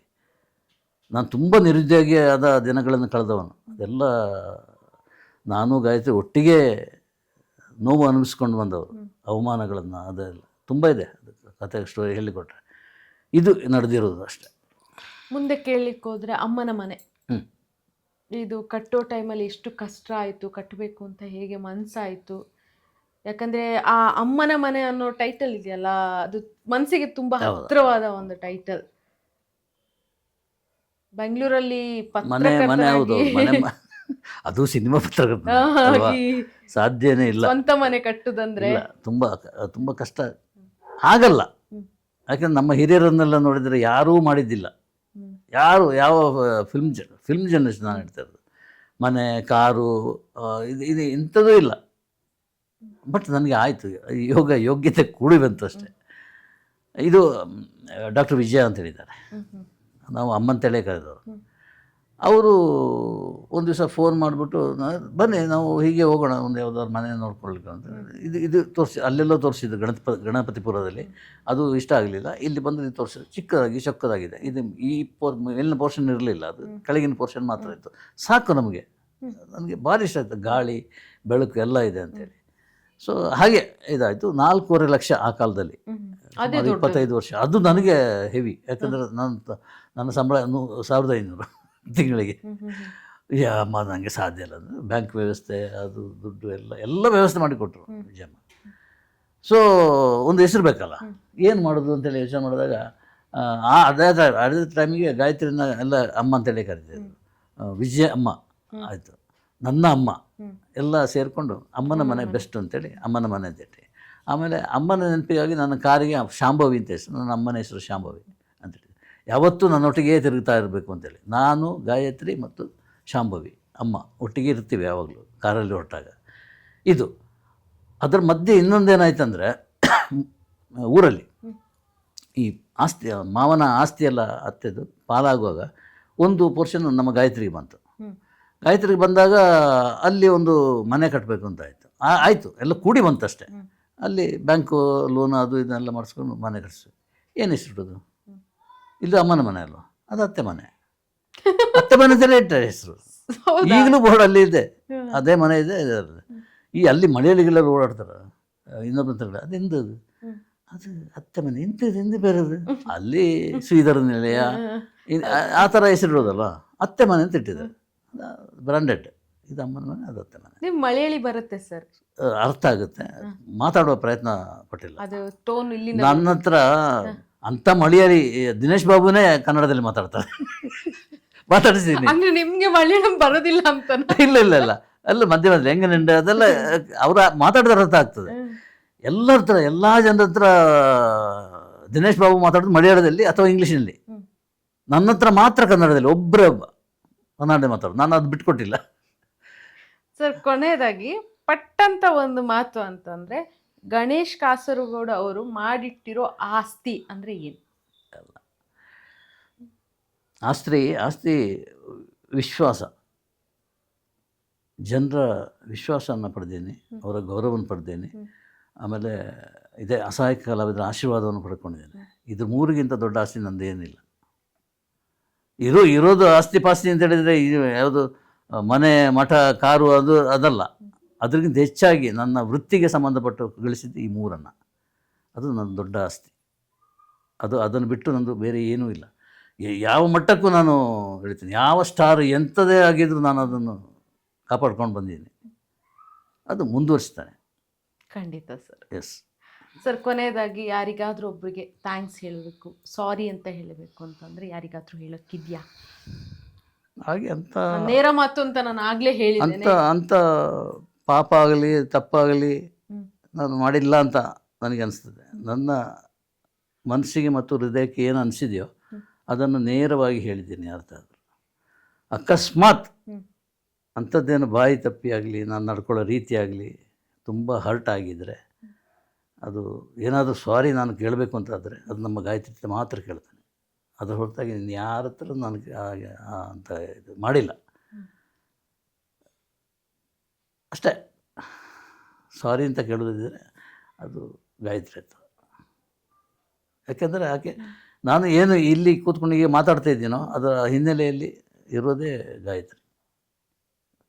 ಏನಪ್ಪ ಗಾಯತ್ರಿ ಜಪ ಮಾಡ್ತಾರೆ? ಎಸ್, ನಾನು ಗಾಯತ್ರಿ ಜಪ ಮಾಡ್ತೀನಿ. ತಪ್ಪೇನಿದೆ? ಯಾರು ಮಾಡಲ್ಲ. ಹೆಂಡತಿಯನ್ನ ಹೆಗ್ಲ ಮೇಲೆ ಕೂರಿಸ್ಕೊಂಡು ಸವಾರಿ ಮಾಡೋರು ಎಷ್ಟು ಜನ ಸಿಗ್ತಾರೆ ಸರ್? ಇಲ್ಲ, ನಾನು ಎಲ್ಲಾ ಫಂಕ್ಷನ್ ಅಲ್ಲೂ ನಿಮ್ಮನ್ನು ಜೊತೆಯಾಗೆ ನೋಡ್ತಾ ಇದ್ದೀನಿ ಇದುವರೆಗೂ. ಹೀಗೆ ಜೊತೆಯಾಗೆ ಇರಿ, ಖುಷಿಯಾಗಿರಿ ಸರ್. ನಮ್ಮ ಕರೆಗೆ ಹೋಗೊಟ್ಟು ನಾನೊಂದು ಮಾತು ಕೇಳಿದ ಕೂಡಲೇ ಎಸ್ ಮಾಡೋಣ ರಯ್ಯ ಅಂತ ಹೊರಟಿದ್ದು ತುಂಬ ಖುಷಿ ಆಯಿತು ಸರ್. ಇಷ್ಟು ಹೊತ್ತು ಸಂಭ್ರಮ ಮೀಡಿಯಾ ಹೌಸಲ್ಲಿ ನಿಮ್ಮ ಮನದಾಳದ ಮಾತುಗಳನ್ನು ನಮ್ಮ ಜೊತೆ ಹಂಚ್ಕೊಂಡಿದ್ದಕ್ಕೆ ತುಂಬ ಹೃದಯ ಧನ್ಯವಾದ. Thank you. ನಾನು ತುಂಬ ಮನಸ್ಸು ಬಿಚ್ಚಿ ಹೃದಯ ಬಿಚ್ಚಿ ಮಾತಾಡಿದ ವಿಷಯಗಳು ಈಗ ಮಾತಾಡಿದಕ್ಕೆ ಈಗ ಮಾತಾಡಬಾರ್ದಿತ್ತು ಅಂತ ನನಗೆ ಯಾವತ್ತೂ ಅನಿಸಲ್ಲ. ನಾನು ಮಾತಾಡೋದು ನೇರ, ನಿಷ್ಠುರ ಮತ್ತು ಪ್ರಾಮಾಣಿಕವಾಗಿ ಮಾತಾಡ್ತೇನೆ. ನೇರದಿಟ್ಟ ನಿರಂತರ ಅದು ಕಂಟಿನ್ಯೂ ಆಗ್ತದೆ. ನೋಡಿದ್ರಲ್ಲ ಇಷ್ಟೊತ್ತು ವೀಕ್ಷಕರೇ, ಗಣೇಶ್ ಕಾಸರಗೋಡು ಅವರ ಮನದಾಳದ ಮಾತು ಎಷ್ಟು ಚೆನ್ನಾಗಿ ರೂಪಿತವಾಗಿ ಬಂತು ಅಂತ.